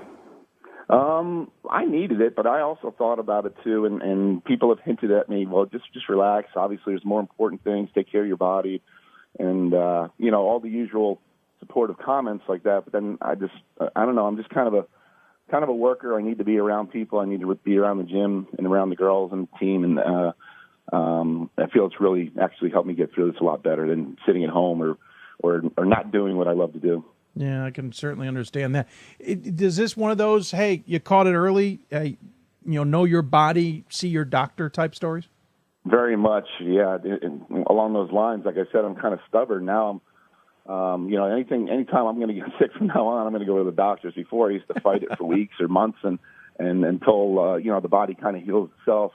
As you get up there in age, I'm only 55, but as you get up there in age, your body doesn't fight things as strong as they do when you're 30 or 40. So I've got to trust the doctors and trusting them that they'll get me through all these little bumps, and it's obviously a big one like this too. And really, this isn't one of those where, anything in your life could have been done differently, and that's not necessarily negative. It's just this happens sometimes randomly. How hard was that to deal with? Actually, it was very, very frustrating because with throat cancer and neck cancer, which I have, they immediately think that I was a smoker, and I never smoked a day in my life. So the doctors are looking at me like I had 3 heads going, yeah, right, you definitely have smoked. I'm like, no, I've never have. So it's so random and fluky that this could happen to anybody, and different types of cancers obviously pop up in the body for various reasons. And this one, they had no reason behind it, no hereditary problems, and obviously and the smoking issue is not a problem. So it kind of came out of the blue, but we're fighting it, and it's a good fight so far. The team certainly rallied around you. No surprise there. That's almost status quo. But every team finds a different way to honor their coach or someone they know who's battling. Back in mid-December, the team dedicated a game to you in the sense of trying to get the word out, for lack of a better description, but also to kind of honor you as well. How did that all come about? Totally out of the blue for me. Of course. Honestly, as far as I show up at the game, we're ready to play. I mean, where's the team? And then they start warming up in these white shirts, and I have no idea what's going on. I'm kind of getting antsy, going, what is going on here? And then when they get closer to me for warm-ups, it says for coach with a heart on it, which is pretty special. And each of them gave me a hug. Finally, my assistant and our athletic trainer, Melinda, told me what was going on, and Joe Guster, our SID, started taking pictures. So it was kind of just came out of the blue. It was so nice, so supportive. I obviously had some tears, and it meant a lot to me. And certainly your daughter even surprised you. This one was definitely being cooked up behind the scenes. Yeah, behind the scenes, she comes out at mid-court, and again, she had, instead of for coach, she had for dad. Yeah. Which was very special and very touching, and to have my daughter there with again, my girls, the team was very special day. And you've hinted at this, but there's efforts in the WBCA, obviously, with raising awareness for cancer. We've talked about them, the Yao Foundation, and many others. Does this change how you've approached those things? Some coaches it doesn't. Some coaches it does. That's why I ask it. Did you plan on things in the future? Or is this one of those where it's just more personal, and what you guys do on your own is on your own?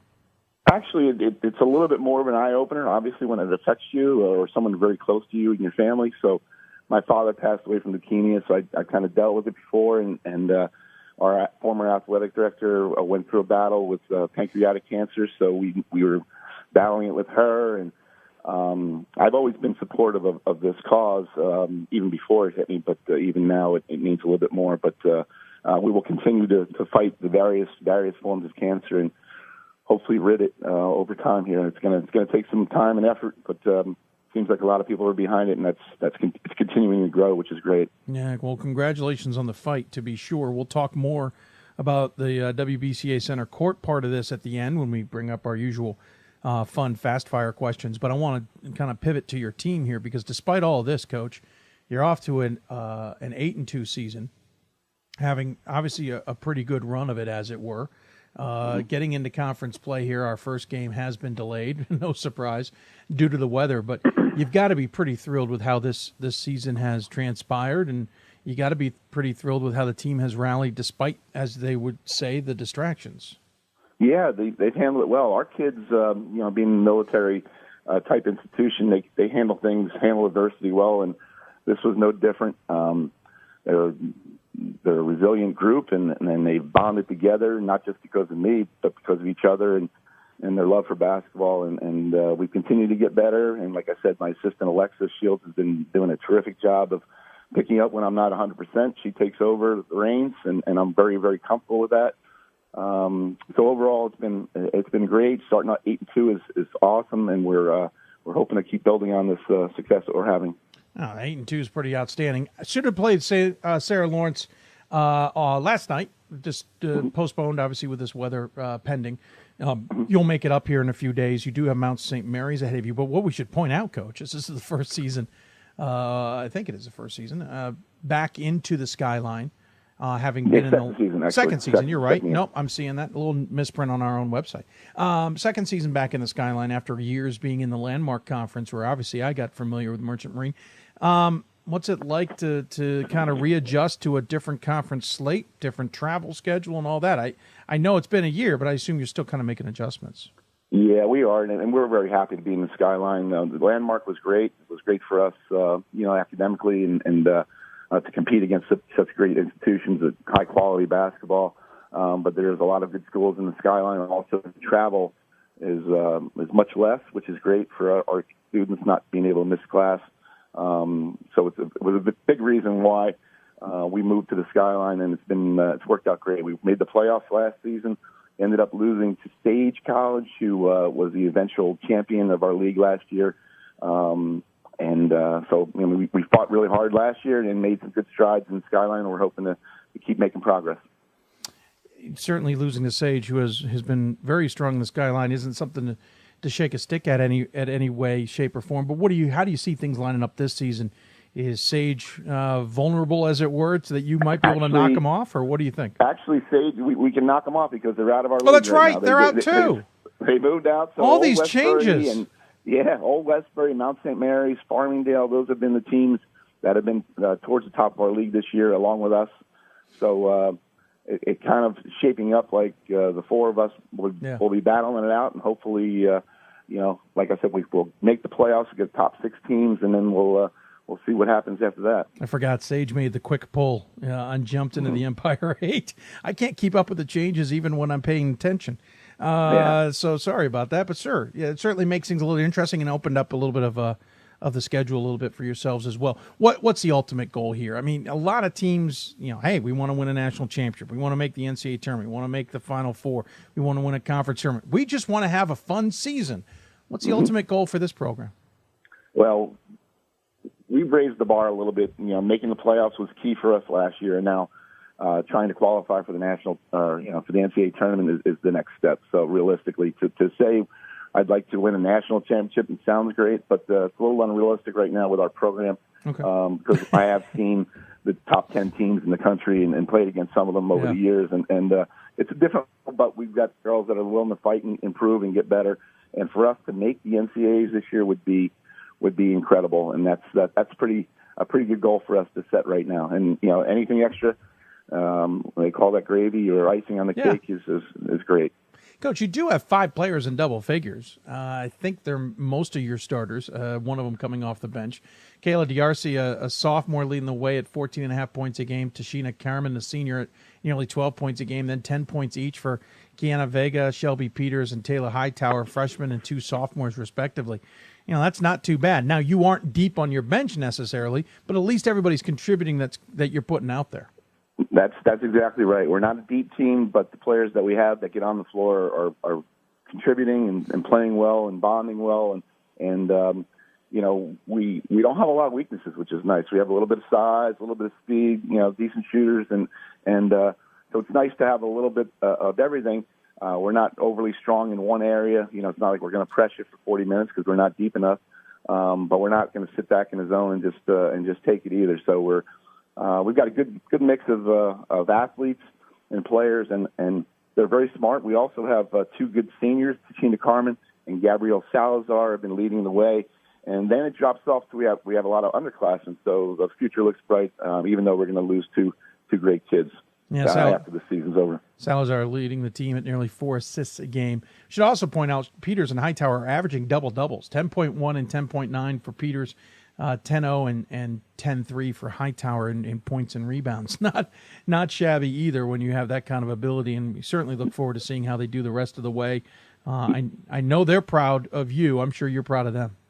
Yeah, I really am, and to have those guys put the numbers up is important because a lot of teams have been zeroing in on Kaylee D'Arcy, who was an all-conference player last year, and she was actually the Rookie of the Year in our league in the Skyline. So she's been key. And she will be, a focus for opposing teams coming up as we keep progressing through the Skyline Conference. Well, Coach, I appreciate you taking the time, but before we let you go in this WBCA Center Court segment, we got to do the 8 or so questions we always ask every coach. So I hope you can have a little fun with us on this. They're quick fire. Don't want you to overthink them too much, but at least we get to hear the different answers from different coaches and get a different feel for everybody. I'll try my best, Dave. They're not too complicated, I promise you. I had to make them up, so they can't be that complicated. First off, favorite thing about coaching, especially in Division III, we should point out you have previous experience at Navy and elsewhere, but especially what's your favorite thing at D3? Just the relationships with the players. It's just amazing, and it grows every year. And I've had a lot of relationships over the years. Like I said, I've been coaching for over 30, so I've met a lot of players, and we've got a good group here at the Merchant Marine Academy. What's your biggest pet peeve?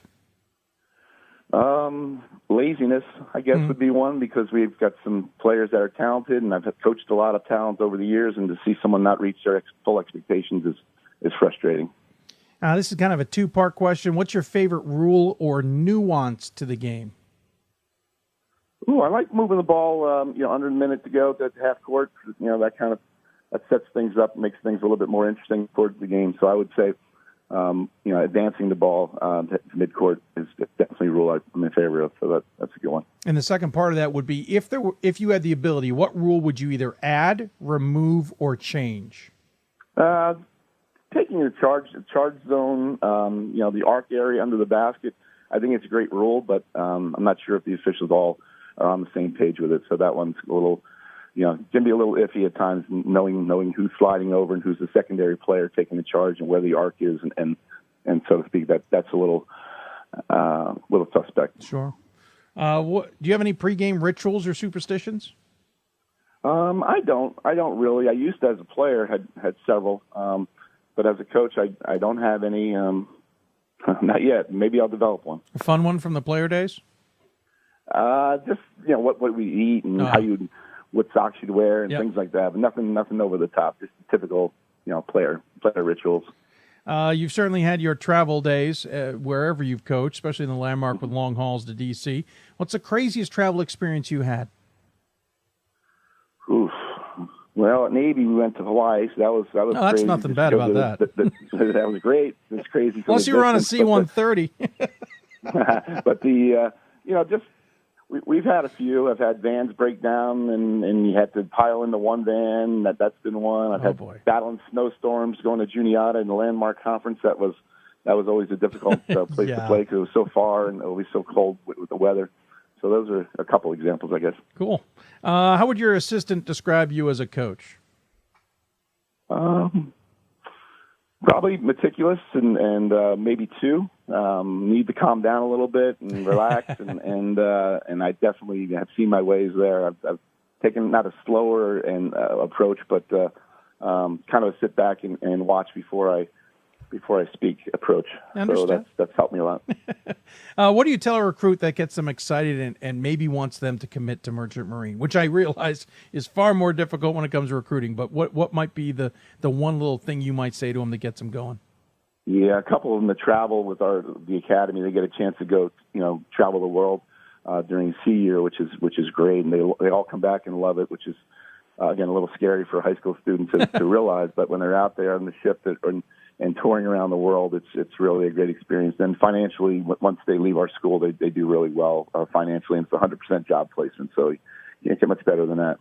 That's perfect. And when you retire, what do you hope? Because all coaches do. What do you hope people remember you as a coach? I just hope they remember me as a winner and as a hard worker, and someone who just cared about the players and not just about the game, more so about the players. Well, perfectly said. Coach, I appreciate you taking the time. Good luck as this battle continues, even as you beat it, as it were. We have high suspicions you will. As always, we give the coach the final word, though. Final thoughts you want to share with those who may be tuning in. I just want to thank everybody for the support. Again, I've already thanked Alexa, my team, and administration, but our staff, coworkers, my daughter, and just everybody that has helped to combat any form of cancer. I really appreciate your efforts, and let's continue to fight the battle. Well said, Coach. Congratulations on the season. Good luck on the continued battle. I appreciate you taking the time. We'll talk sometime down the road. Great, Dave. Thanks for having me. Absolutely. Matt Dempsey joining us from Merchant Marine. His team 8-2. His battle with cancer going well from all accounts. We appreciate him taking the time as part of the WBCA Center Court. And, of course, want to thank our partners at the Women's Basketball Coaches Association as well, the WBCA. Every Thursday, we will have a Center Court segment working on those for the future as well. We'll also point out, as a little bit of a tease for you, it's gotten to become a little bit of a routine. Coming up on the Hoopsville Marathon Show, tentatively scheduled for Thursday, February 1, we will have the executive director of the WBCA once again, Danielle Donahoe, will join us here on the show. So thanks to the WBCA, as always, for their help, and we'll look forward to having more coaches on the show in the near future. Going to take a break. When we come back, we got another women's basketball team to talk to. Jeff Hans from the number 8th ranked Thomas More Saints will join us. You'll listen to Hoopsville, presented by D3Hoops.com from the WBCA and ABC studios. More Hoopsville right after this. Cheer for the stumbles. The he shoulda had that's. And the tears that linger. For in those moments, greatness lies. There, you will find the provoked, the determined, the unified. It's in those moments that champions are born.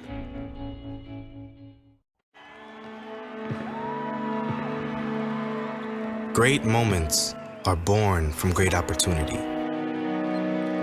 That's what you have here tonight. That's what you've earned here tonight. This is your time. Now go out there and take it.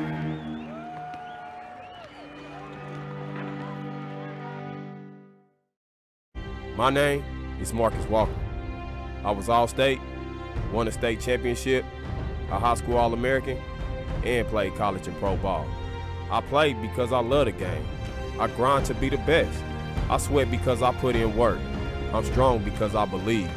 When I want to bring it before game time, I come to the house that college basketball built, the CBE. No matter your skill, take it to another level. Elevate your game right here at the College Basketball Experience at Sprint Center. Something I discovered in myself is that if I have a goal, I can accomplish it. It's a well-rounded experience.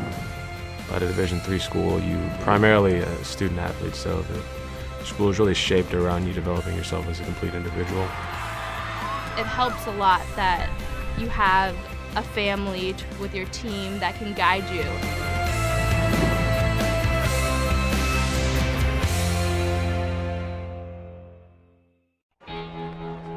Cheer for the stumbles. The he shoulda had that's. And the tears that linger. For in those moments, greatness lies. There, you will find the provoked, the determined, the unified. It's in those moments that champions are born. And welcome back to Hoopsville, everybody. Hope you're enjoying the show. Running a little bit behind, so we're going to get into this real quick. Still have Skidmore men's basketball coach Joe Burke coming up on the show. One of the things that I caught my eye this season is how well Thomas More women's basketball is playing. That's not to say they aren't playing well. They are a good program. They've been a good program for a long period of time. I think a lot of people just had a lot of questions.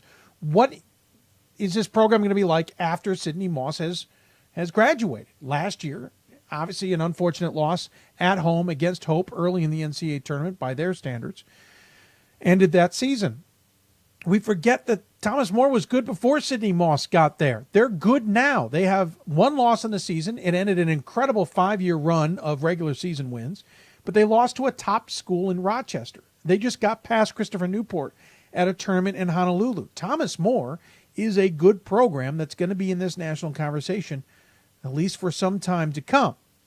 But I always like to figure out what the coach is thinking. We don't get to talk to Thomas More usually at the beginning of the middle of the season. We've talked to him at the beginning when they're the preseason number one and an easy choice to make. We talk to him near the end of the season when we know we're going to talk to him. Talk to him at the midpoint. That's where I wanted to hear what was going on.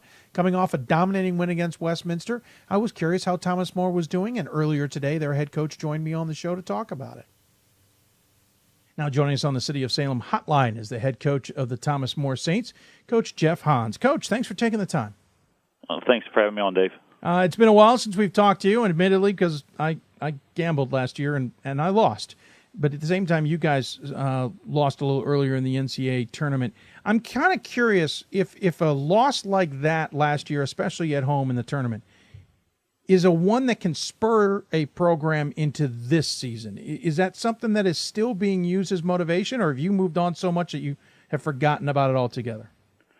I think early on we were using it as motivation over the spring, summer, and the players were working out and doing stuff on their own to hopefully making sure that doesn't happen again this year, especially at home. You know, we've been so good here at Thomas More and in the Connor Convocation Center, and Hope beat us. They came in here and they did exactly what they needed to, and you know, it was a great game. We just could never get over the hump at that point in time. But you know, I think our guys used that, and you know, we haven't talked much about it as we've progressed through this season because it's a new year, new team, new roles, new seniors, new freshmen, and you know, we want to look forward, look out the front windshield. Sure, I understand that. You guys have always had that kind of forward thinking, and I know dwelling in the past is a little rough. Did the Rochester loss, the second game of the season, almost help you kind of refocus on this season? Yeah, I think it did because, I mean, it's been so long since we lost a regular season game. Yeah. You know, and these guys and myself and our community just, I mean, we expect to win, and that's how you want it to be. I mean, and not in a cocky way or an arrogant way. It's just you want to have that confidence. And, you know, to go up there and play Calvin first on the opening night and then watch Rochester and Capital play and then have the opportunity to play at Rochester, who is ranked, it's good for us because it sets us up for everything else later on. And, you know, we had a chance to pull it out. But Rochester played a great fourth quarter and came back and beat us. And, you know, I think we learned and we took some things away from that game that have helped us in our beginning part of our conference, and then to also play Pikeville and NAIA school and beat them on the road and then out in Hawaii. Interesting enough, ironic maybe, the team you had last lost to was 5 years prior, almost to the date, was Calvin, who you had beaten in the game before. Obviously nobody related to that game was playing, but it's just kind of an interesting note. The Rochester game also was assigned to me when I looked through the rest of the schedule. And not that you've ever been afraid to challenge anybody. You certainly haven't. But this season you definitely looked like you went out and found some good matchups out of conference to kind of boost your resume to some degree. You played Calvin, who traditionally is a pretty darn good team. Obviously, Rochester is nationally ranked. Christopher Newport, and we'll talk a little more about that in a minute, but Christopher Newport on your schedule as well. It looked like you made a conscious effort to some degree. And I know scheduling's not that easy, but it's to some point it looked like you wanted something a little more out of this season. Yeah, just to try to keep focus and prepare, and you know, everything that you play for is for conference. In the PAC, you want to win a regular season, you want to win the conference tournament championship, and it all sets you up for those situations, and then have a chance to compete for hopefully 3 weekends in March, and make a run at another semifinals appearance. And you know, so going out and playing those guys and playing them at Rochester, neutral site with Christopher Newport, and you know, bringing two OAC schools in Heidelberg and Wilmington in here for our Julie Costello Classic that's in region games and compare for regional rankings and stuff like that. I think that's important. And, you know, it's different styles too. Yeah. And so our guys are able to see different ways of play and different things that could help us prepare. Of course, Christopher Newport game was in Hawaii. I feel horrible for you that you had to make that long trek to sunny and beautiful Hawaii to play some basketball before Christmas. Merry Christmas to you guys. But at the same time, you did have Willamette to play, you know, a team that may not be one we talk about a lot, but certainly comes out of the Northwest Conference and is battle-tested. And you took on, you know, a top-5 squad in Christopher Newport. That was a bit of a good learning experience trip to some degree. Both those games were really good. I mean, Willamette, you know, has improved greatly in my short time here and paying attention to the Northwest Conference because of going out there and playing Whitman and doing that. I mean, they're right there with George Fox and Whitworth and Whitman and those guys. I mean, I think before we went out there, they lost to George Fox by 2 or 3 or 4, something like that. It was a close game that we used to, you know, for some scouting purposes. And, you know, so that game to start off with out there in Hawaii was a good one for us, and I think down the road it'll help us out as well. And then to have a chance to play Christopher Newport, who returns everybody back from a great year last year, and I know Bill real well, and talking to him, and you know, just two good teams playing, and having that competition is good. And Yeah, it was unfortunate to be going around in shorts and stuff. I mean, you're in Vegas, so you can't be complaining a whole lot. Yeah, it can be cold in Vegas. I'm sure it wasn't cold in Vegas for you, though. Not this year. No, it wasn't. It wasn't cold at all. Though I don't get to see the outside very much. I joke with people. If I went to a Hawaiian tournament, I have a feeling I wouldn't see Hawaii very much. There's so much work to do. But a nice opportunity for the team. I mean, a lot more Hawaiian trips are popping up on D3 schedule. So it's nice to get that opportunity. But really nice that you do get that matchup with Christopher Newport, because I don't want to say this disparagingly, sometimes these trips could be considered wasted when you don't get a really good opportunity to play some really good competition. This was an awesome opportunity to play a top 5 team, one that you're battling with and probably will be in conversation with when we start looking at bracketing, even though we know you're slightly outside 500 miles. This is a good matchup and a good, as you said earlier, a regional ranked opponent and an SOS boost for you guys.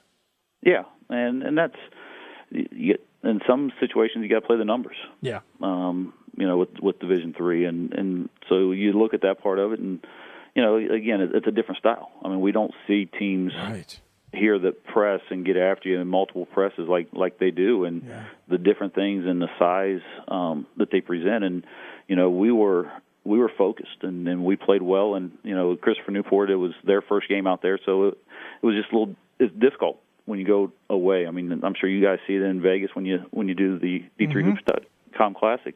The first game is always a tough one, just with that adjustment period. So, we caught them at a good time, but with that being said, I thought we played well and we rebounded the basketball. I mean, that's one thing that these guys do. They take care of the basketball. We rebound, and that's what CNU wants to do. They want to turn you over and they want to get a second chance. And we eliminated those opportunities for them, and we were able to get a big W. Yeah, we talked earlier in the show about Amherst women struggling a little bit out in Vegas against UC Santa Cruz when things got started. Of course, I think we were all surprised that you beat Christopher Newport 86-53. I've seen Newport in person this year. I was shocked by that score. Do you attribute a lot to that, just they were a little slow out of the gate? Or did you guys really kind of have their number and maybe proved a little bit to everybody else that you're better than many expect you to be? I hope it's the latter. I hope that we were able to prove some things that we're where we belong. I mean, we're there. We have good senior players that have been through a lot of battles and a lot of big games, and juniors as well. And our sophomores and our freshmen are working every day, and we're getting better, and we're proving that we belong there with the Amherst and with the Tufts and with the CNUs and St. Thomas's and WashU's each and every year. Sure. Well, and that's the interesting comment, and I want to transition off of that. For many years, everyone talked about the fact that this program was good because you had Sydney Moss on it, and there were some of us who said, yeah, but they're still good without Sydney Moss. You were good before Sydney Moss, and I think now you're coming out of that umbrella, under that shadow to some degree. You still have Abby Owings on this team, which probably has a lot of people frustrated because she's one of the better guards in the country. But you also have Madison Temple, who's a junior, scored her 1,000th point just the other day, 17.5 points a game. Abby Owings, as good as she is a distributor, she's scoring 12 points a game. You have a sophomore in Emily Schultz scoring 10 points a game, and another senior in Nikki Kiernan scoring 10 points a game. This has never technically been the Sydney Moss show, and I think nowadays it feels to me like, especially this year, you're starting to be able to show that a little bit more than maybe even last year. Yeah, and that's how it's always been built, even before I was here with Brian. Yeah. It's a team, and it's a family, and, one night it may be Madison, the next night it's going to be Abby, and then, the next night it's going to be our post players inside and in different situations with offensive rebounds or running the floor in transition and, trying to get some defense to create some of the offense. And these guys have really taken the ownership to heart this year of the team and being accountable for, making sure that we don't have a slip, so that when you bet on us, we can prove you right this year. Yeah. And that we can talk later on in March, hopefully. But there's a lot of work to be done before that happens. Sure. And, we know that, and, I think we're ready for the challenge. Of course, you have 7 freshmen who joined this squad. You have one in Brianna McNutt, who's one of the top scorers on the team. You have another in Hayden White, who started every game so far this season. So you're getting contributions all the way down to the new players, and at the same time, that just shows you how much recruiting has been key for this program.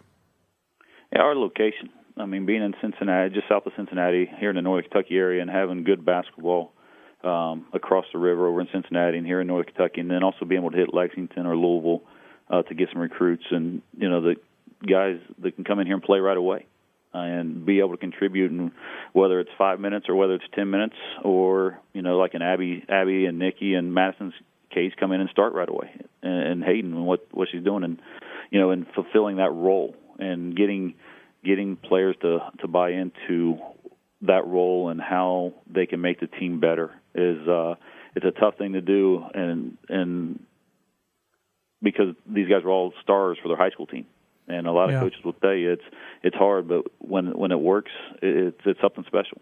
And sometimes players, the smartest players, are the ones who know they need to check the ego to some degree in the locker room before they walk in the door to some degree, because you might have been a star in high school, but that doesn't mean you're a star in college. You need to contribute as a team. Yeah, and that's what's fun, trying to get everybody to mesh. That's why we coach is, the experiences. You talk about the Hawaii trip, and I mean, just to be together over there for 5 or 6 days, and go visit Pearl Harbor, do a luau, and we had a team dinner, had some food left over, and our guys took some food to the homeless while they were there. Wow, wonderful. One night. So just to see our players do those type of things, it helps the educational experience for them, and that's why we're here. That's pretty cool. Let's talk about the conference before I let you go. Interesting battle at the top right now. Both you and Washington Jefferson, 11-1 overall, 5-0 in conference play. You will face them coming up here in a little over a week. Are they they've always been a challenge. They've always been kind of the number 2 team in the conference. Are they? Do you think they're a little bit more of a challenge this season, or is this, to lack of a better description, is this your conference to lose? No, I mean, we haven't played them, so we got to go play them next Saturday. Oh, but I know you're already scouting them. We have Geneva. We have 3 tough road games, and for us to travel 4.5-5 hours, and then W&J is the third one of those 3 between Saturday, Wednesday, and next Saturday. We can't overlook anybody in that part of it, and to have any letdowns. But I think I've watched them a little bit on film here and there, and they've got a lot of players back. They're a year older, and up there it's a tough game.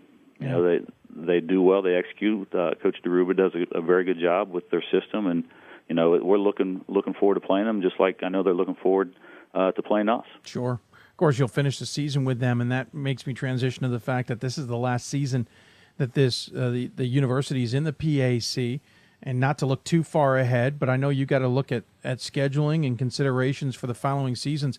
How tough is next year already shaping up with, at least from our point of view, no word of a conference? I mean, it's difficult, but we're working through it, just trying to get as many games as we can. Yeah.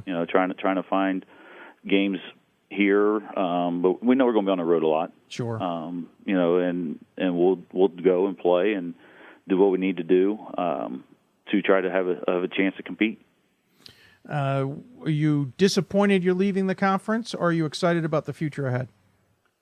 Oh, at this point, we're leaving. Sure. I mean, that's the competition and having a chance to play. Those guys, and it's a growing conference.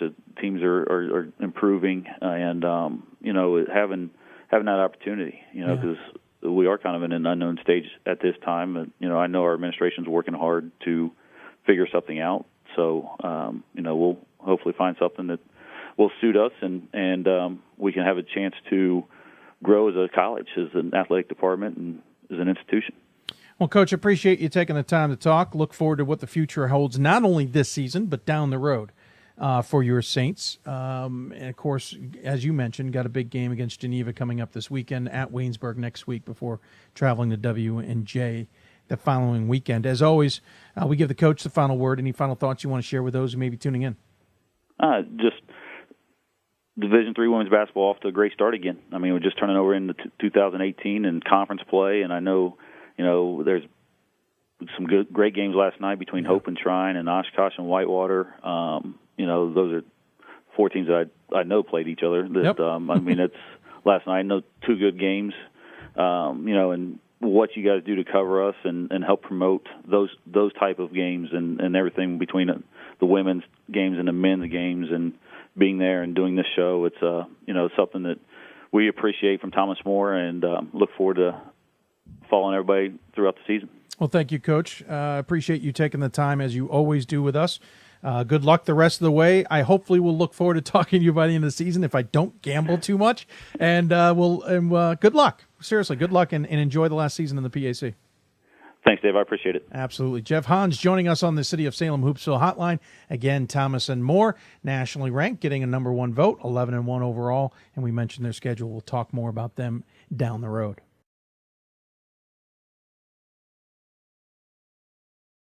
Be helpful if I hit the mic. Every once in a while, you're wondering why I'm talking, not hearing anything. I just forget to hit the little mic button.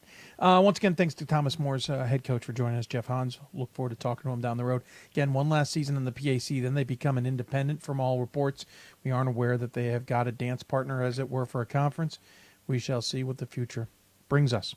Going to switch gears. Going to talk men's basketball when we come back. We'll head up to New York State. Skidmore's men's basketball coach Joe Burke will join us. You're listening to Hoopsville, presented by D3Hoops.com from the WBCA and ABC studios. More Hoopsville after this. Yeah, we're heading into overtime, by the way. I did receive a non-athletic scholarship upon entering school. I got the presidential scholarship, which was huge for me. I think there's more opportunities for academic scholarships in Division III. I did receive academic scholarships. Just being involved on campus, being a leader, all those things combined kind of get me recognized.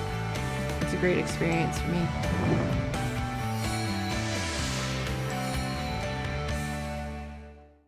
My name is Marcus Walker. I was All-State, won a state championship, a high school All-American, and played college and pro ball. I played because I love the game. I grind to be the best. I sweat because I put in work. I'm strong because I believe. When I want to bring it before game time, I come to the house that college basketball built, the CBE. No matter your skill, take it to another level. Elevate your game right here at the College Basketball Experience at Sprint Center. It's on us to stop sexual assault. In any way that we can. To get a friend home safe. To never blame the victim. It's on us. To stand up. To make our community safe for all. It's on us. It's on us to look out for each other at parties. It's on us. To be more than just a bystander. To step up and say something. It's on us, all of us. To stop sexual assault. Learn how and take the pledge at itsonus.org.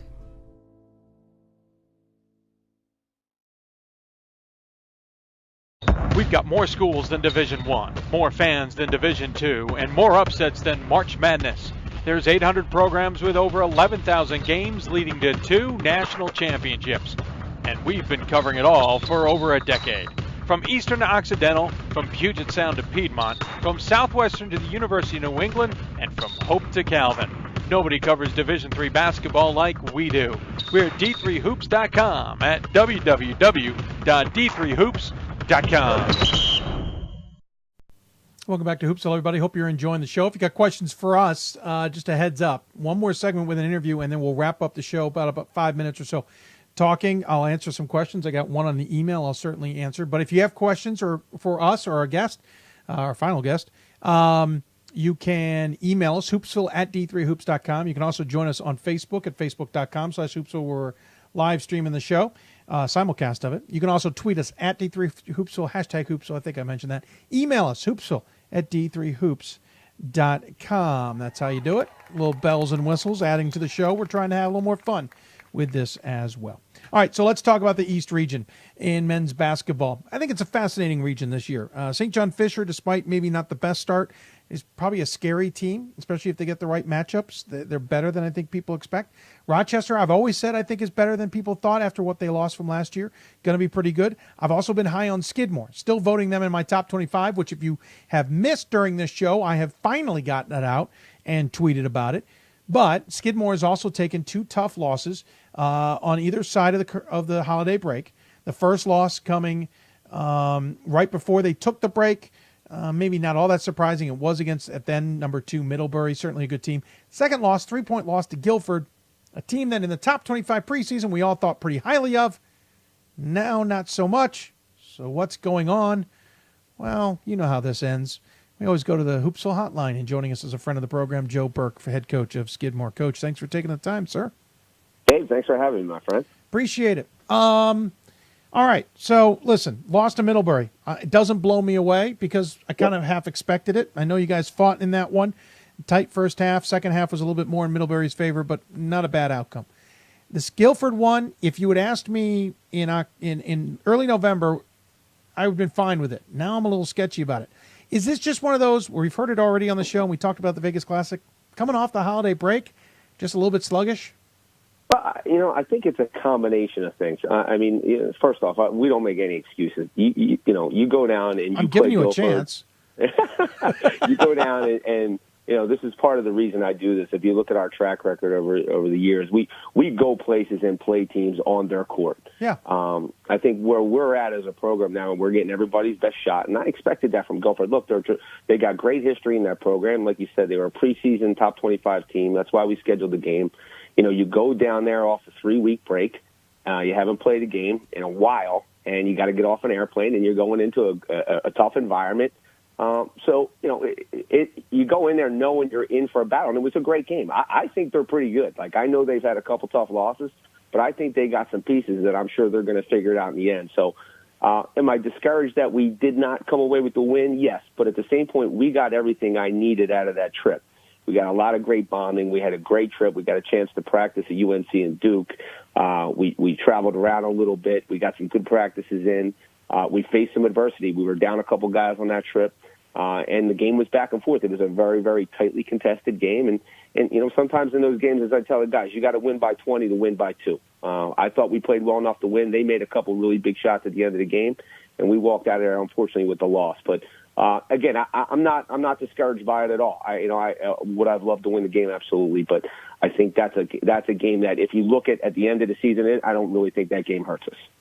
Well, it can only help you. I mean, sometimes, as everyone says, it's the results versus regionally ranked opponents. If Guilford turns things around, they would most likely be regionally ranked. I agree with you. I thought they have pieces in place as well. Their start to this season is one of the more perplexing things that I've seen. So, it's interesting. You have certainly some interesting pieces on this team. Maybe I went out on a limb a little more than I needed to, but I basically argued earlier in the season, or at least stated it, that Rupkus was probably one of the better players in the country at guard. He's more of a kind of a 3. Maybe I'm wrong. But you also have other pieces in this team, along with a who's who of challenging names to say. I feel like I'm having a flashback to the North Park men's soccer program. Granted, from Eastern Europe versus Northern. What is it about this squad that, A, you've been able to have some longevity here? You've kind of brought the program back into the conversation. It's not that long ago we were looking at 8-17, but since then it's a program that's in the East region. So what is it about that you put in place that has kept the consistency? But what's also about this team that maybe this year you kind of break through where everybody's expecting you to break through? Does that make any sense? Yeah, no, I think, no, here's the thing with this group, and I think you got it pegged pretty well. We've had some really good teams here in the last 3 years, especially if you look at what we've done. And we'll talk more about the league, I'm sure, but our league has been very good. And, we won the outright league title 3 years in a row, and I think, we probably lost 7 or 8 games in 3 years. And we take a lot of pride in that. There's a lot of pride in that. So, we've built this thing. And what's happened now, Dave, is I think we're deeper than we've ever been. We have multiple ways to beat teams. Obviously, with this group in specific, we lost a really good player last year.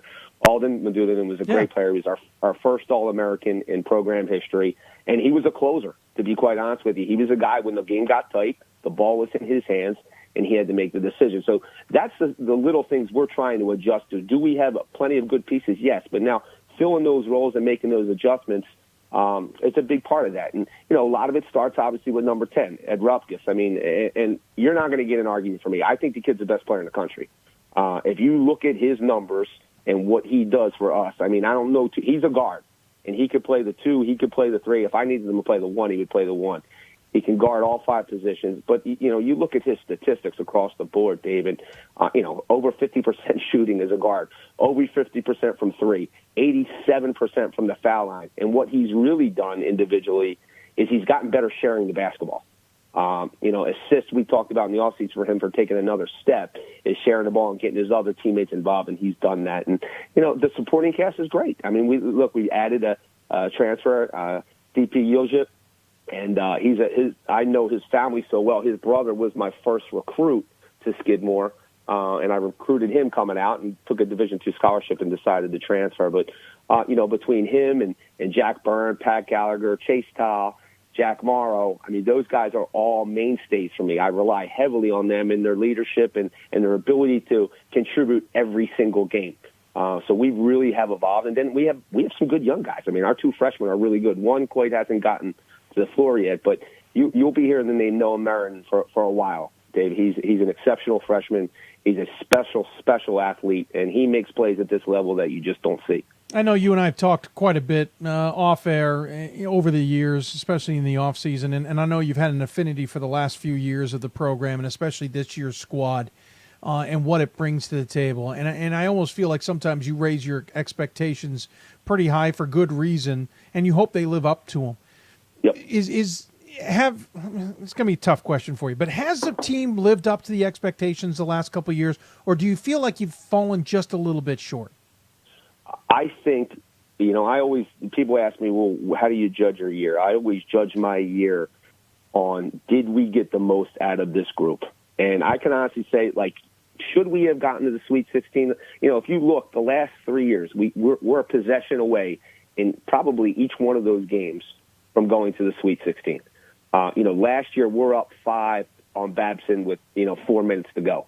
And that game goes right down to the wire, and we're on their court, and we had a chance. And, obviously we know what happened there with them winning the national championship. The year before, we get the last second shot to win the game against Johns Hopkins on their floor. Or 2 years ago, rather. And then the year before that, we had Tufts, and we took them to the wire. So I don't want to say we've come short. I think there's a step to be taken, and that's what we've talked about with this group. Is this group capable? I completely think they are, because we have depth, and we did not have that in those previous years. We had players, we had talent, we had culture, but now I got more guys that I can rely on, and I think we can beat you a multitude of ways. You talk about the guys that were on this squad this year that are contributing, and you also talked about the guys you lost last year. Has there been any kind of growing pains and adjustments? I mean, we knew Rupkus was going to be good, and he was molding into that. There's no surprise there. But how about the other guys having to step into new roles, or was that something that was already kind of in the process? Yeah, I think it was already in the process. These guys knew. I mean, look, Royce Parrish and Alden Meduna, the two guys we lost, were great. They were ball-heavy guys, and Alden especially at the end of the game, we knew. So the biggest adjustment for us was when things are getting tight, all right, how are we going to transition from that? Well, Chase Tall is our point guard, and he's done a terrific job. But we know now, as opposed to Alden maybe making the play for somebody or making the play for him, we're trying to get Ed the ball. But Ed is not a guy that makes it off the bounce. Ed is a guy that works really well off the ball and then makes the play. So those little things like that we transition for. But that being said, I'm really confident in the pieces around us that can make big shots. I mean, we got guys that are really stepping up. We're getting really, Pat Gallagher's really developed his game as a sophomore. I talked about our freshmen, and we just, I feel confident, and only because of the amount of options we have. What I'm not ready to say we're complete yet is that everyone understands how to fulfill their role in those situations. And I think this is what's going to be great about league play, is we're going to get a lot of grinded out games, and we're going to get a ton of experience like that, where those close ending games, you have to make those decisions. And we're going to continue to find out about this group. We're going to throw in an applause there, because you did a nice job of segueing for me into league play, and I appreciate that. Taking up RPI and Union this weekend, you'll do the odds split, because they're, for you, relatively close. RPI will be at home, and then you'll be on the road at Union. Then in the middle of the week. We got them both. We actually got them both at home. Union's well, that's a misprint on our schedule. I apologize. We will adjust that accordingly. So RPI and Union at home, and then you got Vassar, Rochester Tech, Hobart, Bard, Ithaca, Union, RPI. Stop me if I've hit a home game. Nope, you haven't. That's the trick here coming up. You go through a stretch after this weekend where you will play 7 games on the road. Now, you'll finish the season playing 5 of 7 at home. But this stretch coming up is no joke. How do you prepare to handle that on top of the fact we're in the middle of January in New York State? Yep. You're running a risk you're not going to play these when they're scheduled.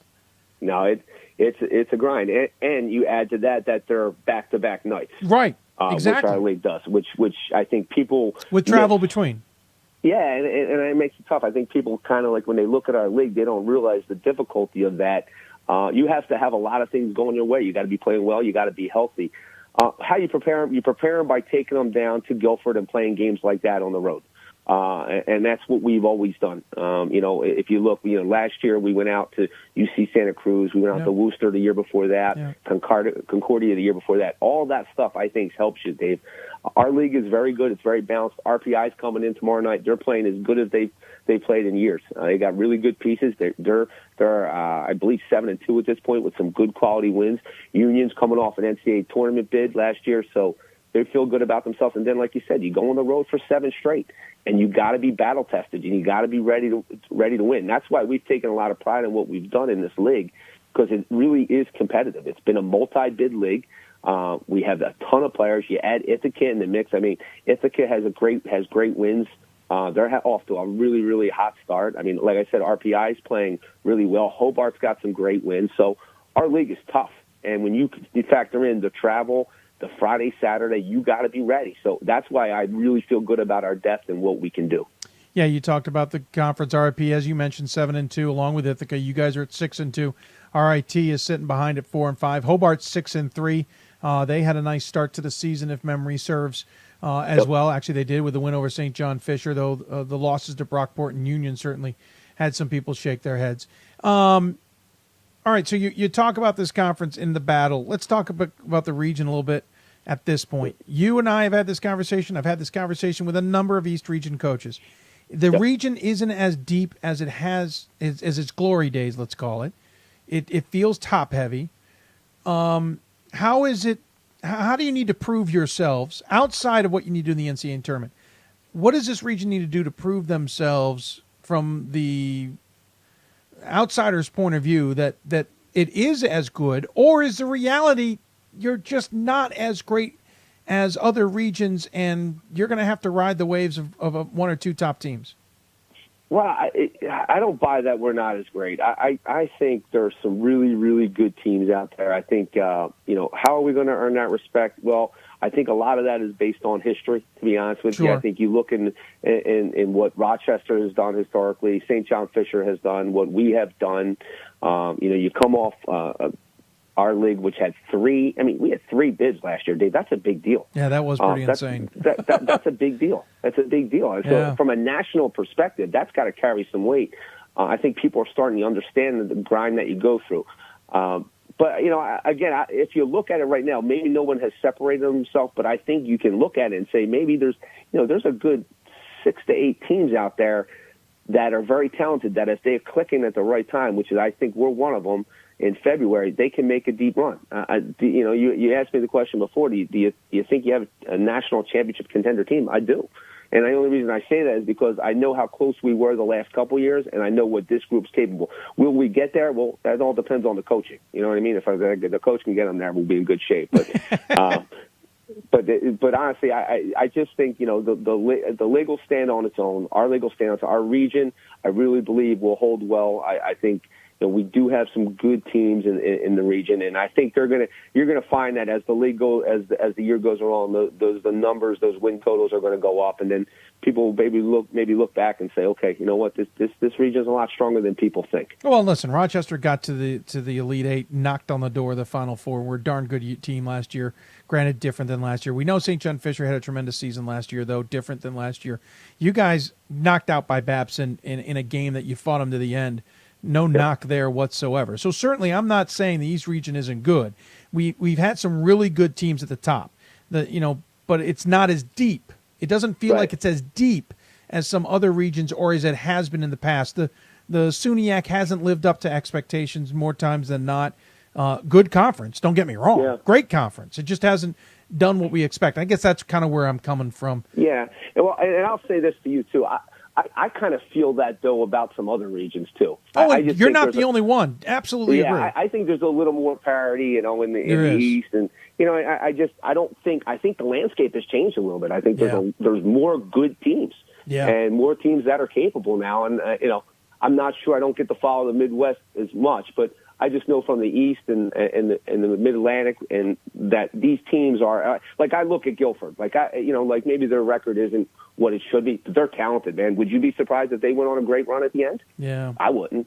So you don't know. I think there's more parity than ever. Yes. In college basketball, and I think that so I think they're good. While we'll see some surprise at the end, I do think the cream will rise to the top. What is it about Skidmore you love so much? And I asked this with the premise that I think a lot of people knew that you were courted, as it were, for another job. And I don't know whether you were asked for it. I don't know whether you wanted to take it or not. I know you love Skidmore, though, because you and I have talked about that. And there's something about that area and that program that you've loved so much, despite your Navy background, having been an assistant coach there and coached elsewhere. What is it about Saratoga Springs? What is it about upstate New York, Skidmore, that has worked so well for you? Well, I think a number of things. I think when I took the job, David, it fit academically, having been at Navy, had been at Cornell, recruiting that kind of student athlete. That was first thing. The second thing was it was up and coming. Like, we weren't where we are now, but things were making progress. And not only athletically, but academically. I think the profile of the school has risen every year. I mean, the business department is one of the best in the country. So things are really moving. And then, again, you talk about this town, Dave. I know a lot of your followers have probably been to Saratoga. Hard to beat this as a college town. I mean, it's a tremendous place, for the kids to come. The families love it. The campus is beautiful. It's a safe environment, and there's so much to do. So, and for me, my family loves it. We found this place home, and my kids love the area. And I just love the community and the culture, and we've been able to build something special here today with the community, which I, you never know the future. But I do love it here, and I love the school, and I love the student body, and I love the administration. But what we've established with the Saratoga community has been off the charts. Like, we'll have a great crowd tomorrow night. We have no students here. We will have a great crowd for the RBI game just because this community has kind of embraced us and rallied around us. So, and that's a big part of why we've had success. The kids, recruits come here, they come to the games, they see the environment. There's not a game that's not crowded. The environment, it's just there's a passion about the basketball that's been created, and I take a lot of pride in that. Well, you certainly show it, and I appreciate you taking the time to talk about your squad and tell us a little bit more. Hopefully we'll be talking about the Thoroughbreds later in the season, and we'll get you back on the show to talk about the all-name team. I swear it's like you need to have 4 or 5 names. It's going to give everybody a heart attack while trying to say them. I appreciate you taking the time. As always, we give the coach the final word. Any final thoughts you want to share with those tuning in? Well, I think number one, I think we touched briefly on this. It's exciting. I hope we're part of the conversation in the NCAA tournament. But I think this year, maybe more than ever, it's open to a lot of teams. There's a lot of teams that can win this thing. So this is going to be really fun down the stretch. Not only in our league, in the Liberty League, which I think there's a lot of parity as well, but from a national standpoint, I think it's great. And I just want to thank you and your staff, Dave. I know how much you got on your plate individually, and the time you dedicate to this and what you've done to help elevate Division III basketball. I was a Division III player. Division III basketball isn't what it was when I played. And it's not only because it's got better players, but it's got better coverage, and a big part of that is what you guys have done to elevate the status of this game. And I thank you for that, because it makes my job easier, because kids now go and play in Division III is not, a slight on anybody. And I'll go back to Rutgers real quick. That kid had 3 Division I offers. He wanted to come to Skidmore. And a big part of that is how Division III basketball has really, really risen, and a big part of that is because what you guys do and the amount of time you personally put into that, and I appreciate that. Well, thanks, Coach. Kind words I really do appreciate. Hopefully we'll see each other in the near future. I know we'll talk, and good luck the rest of the way, and enjoy the ride. Sounds good, brother. Thanks so much. Take care. Joe Burke joining us from Skidmore, top 25 team on my ballot. I had them slipped a little bit down to 23. You can see my ballot. I finally posted it on D3 Blogs. I tweeted it out as well. You can find it there. Good program. going to be a pretty good team to watch. East Region's fascinating. It's fascinating. I'm going to be interested to see how it plays out this season, to be sure. I'm not going to take a break. Going to go right into the finale of this show. We got one question I want to answer. This comes from Jake, who said, great job from Vegas. I hung with you, Pat, and Ira for 14 of the 15 games, and he did, folks. He really did. We saw him on the chat boards. He says, I have a quick question for you. Last night in Lancaster, the Lancaster Bible College women's team took 17th-ranked Juniata down on the wire before losing by 5, and the LBC men took the 23rd-ranked Juniata squad to the buzzer and lost by 3. Are the Juniata squads that good from a ranking standpoint, or are both LBC teams pretty solid this year? He goes on to say, I know the NEC gets very little love, but they have played teams like Juniata, Susquehanna, and F&M very tough over the last 3-4 years, including winning a few games in their undefeated season a couple years ago. So he's conflating a little bit there, the NAC and the LBC. Listen, here's what I'll take. I don't know truly how good Juniata is. On the men's point of view, I'm not voting for them because their win-loss percentage is in the low 30% range, meaning that their opponent's win-loss percentages is pretty dismal. Now, they're hitting a bad year where Scranton and Catholic are off. They're not having great years. Does Juniata beat them in a normal year? I don't know. And I say that meaning if they beat them when Juniata or when Scranton, if for a normal Scranton Catholic squad, last year or the year before, then Juniata's a darn good team. If they're beating them because those two teams are off, then Juniata's its usual, let's call it average self. And that's not a knock on Juniata because I just don't know. That's the men. I think on the women's side, they're showing some signs that they're darn good.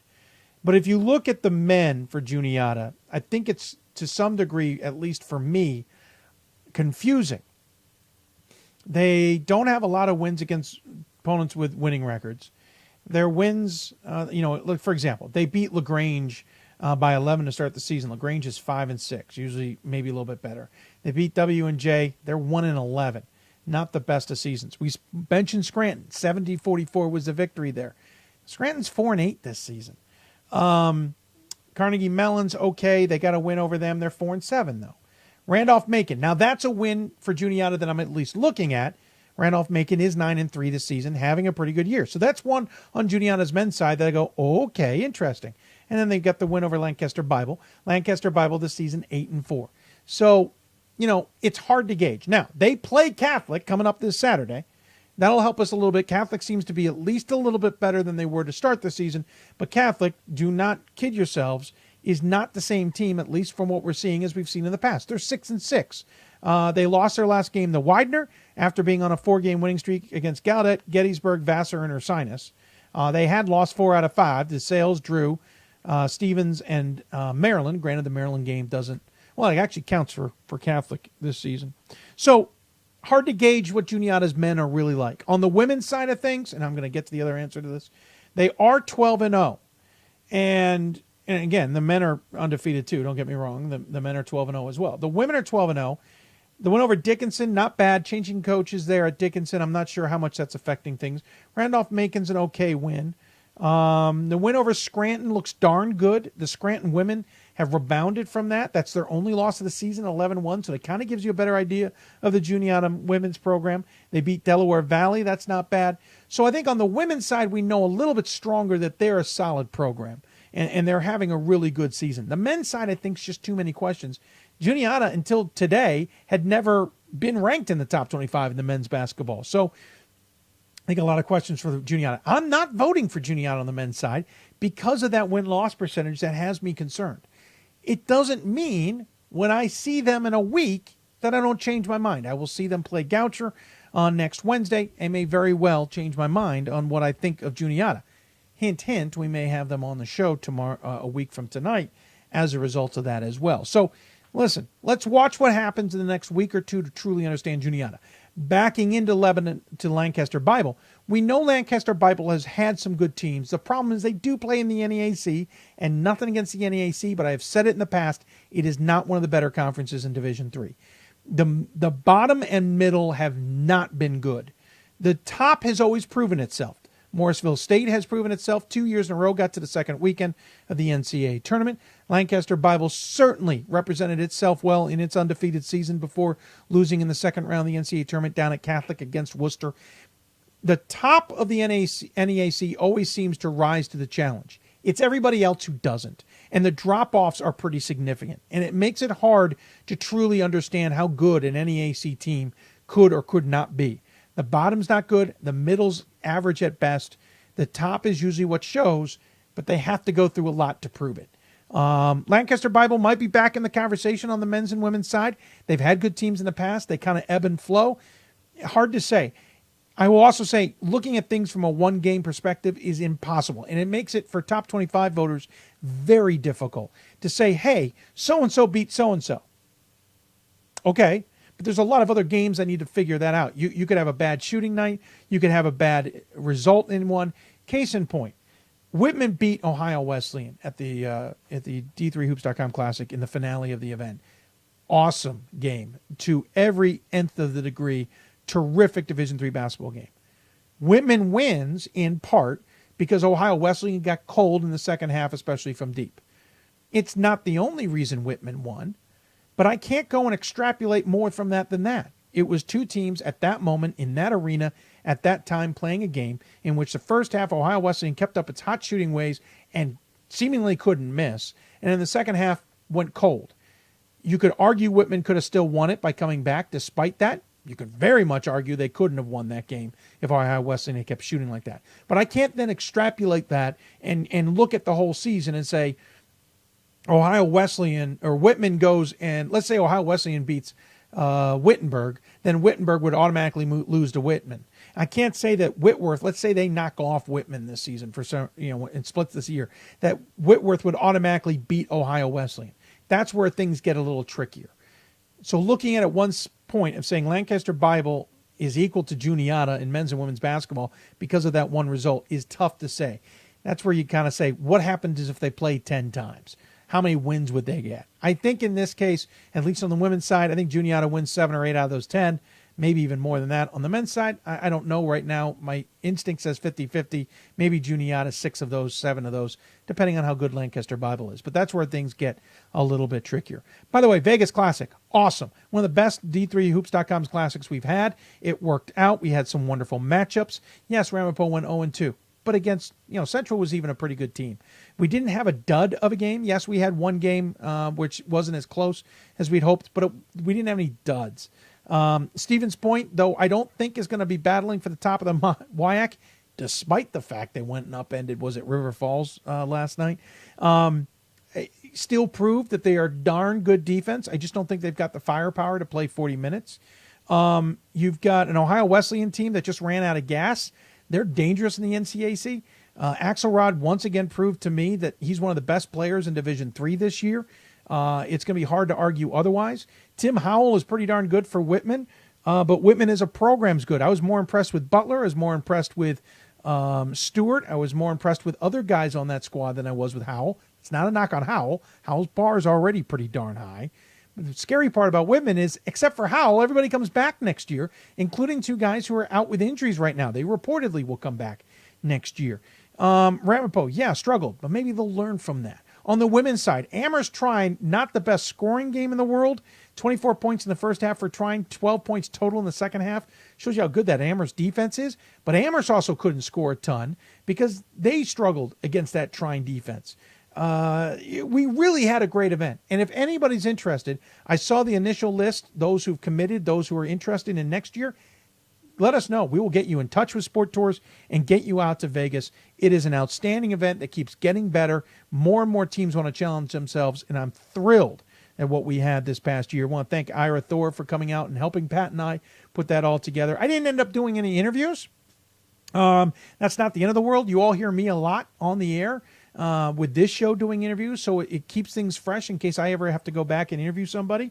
At the same time, Pat and Ira had figured it out while I was doing a lot of the production side. We kind of escalated or stepped up our game on the production side just a little bit, and then we wanted to focus on that.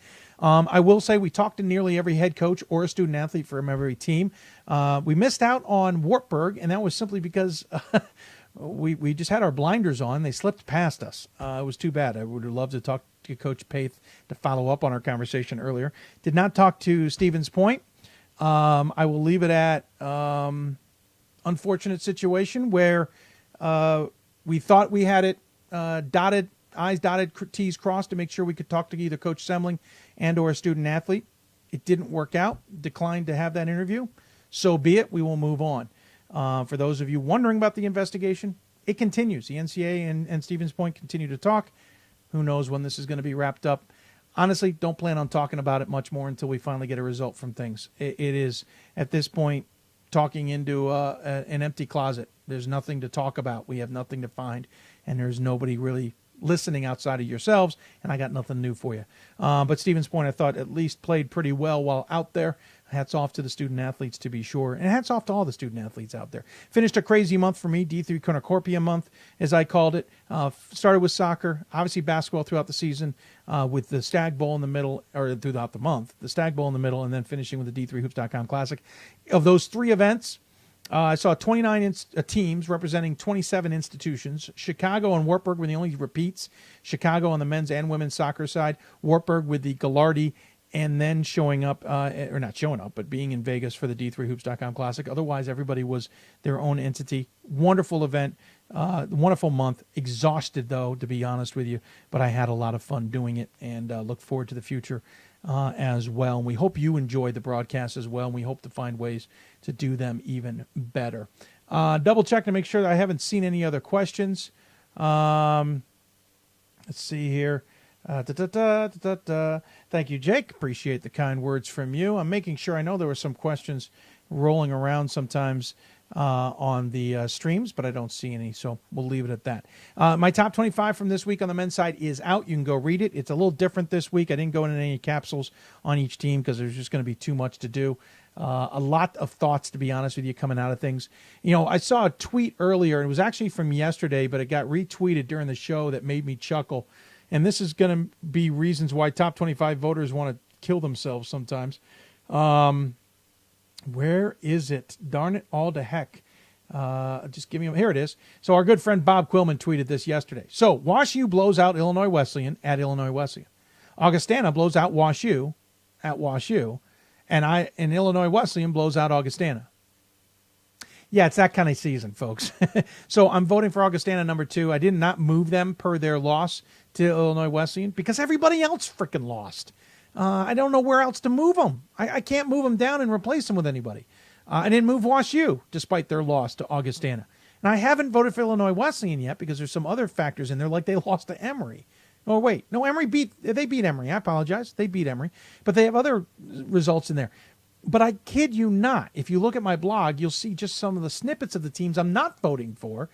But, for example, I didn't move Whitman, Augustana, Middlebury, Oshkosh, or Wash U. That's my top 5. I moved Ohio Wesleyan up to 6 after the results in Vegas, despite the loss. I think they're a darn dangerous team. I have New Jersey 10th. New Jersey City's 10th. They're not going to stay there. They lost to Montclair State. Williams, I have 9th. I'm nervous about Williams. I don't know if they're going to find an answer for Skadlov, who they've lost for the season. I had York up to 16, Nichols at 17. I brought Wittenberg finally onto the poll at 19. And then I put Albright 24 and Hamilton 25. But at any point in time, as we get into conference play now, anything can happen and losses could abound aplenty. I'm not voting for Nebraska Wesleyan. Wanted to see them get into IAC competition. They lost by big time to Buena Vista. I want to see how these teams do in a more conference play. Coach Burke talked about the parity. The parity is for real. It is very good for basketball. It's challenging when you're trying to figure out the best 25 teams in the country, when you could argue the best 25 are really 50, and then nobody's great. They're all good. I do think Whitman's going to lose this season, plain and simple. I'm voting them number 1, but I think they're going to lose. Not because they're not good enough, but because someone's going to figure them out. And because there's a lot of good talent. I think the Northwest Conference this year is going to be much better than people realize. Whitworth is at least, we know Whitworth's good. They're decent. But, you know, George Fox and Puget Sound are in the conversation. Even Willamette could maybe knock off somebody. The Northwest Conference is fascinating this season. I have a lot of NESCAC teams. I'm nervous about that. Does that really mean the NESCAC's good? I almost think maybe the NESCAC isn't as good as I think, but I've got to vote for teams. And those teams are the ones who are standing out right now. Now, granted, I got to realize that a lot of them kind of win against teams of subpar conferences. That's why I get a little bit nervous, and maybe I'm overreacting on the NESCAC a little bit. I'll freely admit that. So it's going to be an interesting season. The next few weeks are going to be really telling. Look for more upsets. Look for more Black Wednesdays like we had last night in the top 25 and see where it goes. I'm going to be fascinated with how this turns out the rest of the way. And with that, we're going to wrap up the show. We're well into overtime. We got to get going. Don't forget, we'll be back on the air Sunday night, 7 o'clock Eastern Time, where we will primarily cover the Northeast, the Atlantic, the South, and the Central regions, along with the NABC Coaches Corner will return as well, similar to the WBCA Center Court. We'll talk to an NABC coach. I have an idea of who it is. We've got to get back to them and see if that's the topic du jour or not. And we have some other ideas down the road as well. So looking forward to bringing that into the conversation. And if you have questions or you have guest ideas or you have segment ideas, whatever the case may be, email us, Hoopsville at d3hoops.com. And, of course, you can tweet us at d3hoops or hashtag Hoopsville. You can also follow us on Facebook at facebook.com/Hoopsville. However the case may be, get in touch with us. We will do our best to answer your questions should you have one or respond to an idea as well. That should do it. Thank you for tuning in. I want to thank our guests, especially Occidental's Brian Newell, Lyte Cummings' Guy Rancourt, Merchant Marines' Matt Dempsey, Thomas Moore's Jeff Hans, and Skidmore's Joe Burke. Also thank to their sports information directors for their assistance as well. I want to thank the WBCA for their help with the Center Court segment, and, of course, the NABC for their support, along with D3Hoops.com as well. We'll sign off. Big back Sunday night, 7 o'clock Eastern Time. We will not go 2.5 hours. I promise you we're going to do a better job at sticking to just the 2-hour window that we have usually available. Thanks for tuning in, everybody. Hope you enjoyed the show. You've been listening to Hoopsville, presented by D3Hoops.com from the WBCA NABC studios. Thanks to their partnership as well. And remember, if you want to use any of this content for whatever purpose, you better get in touch with me because we own the rights or something along those lines.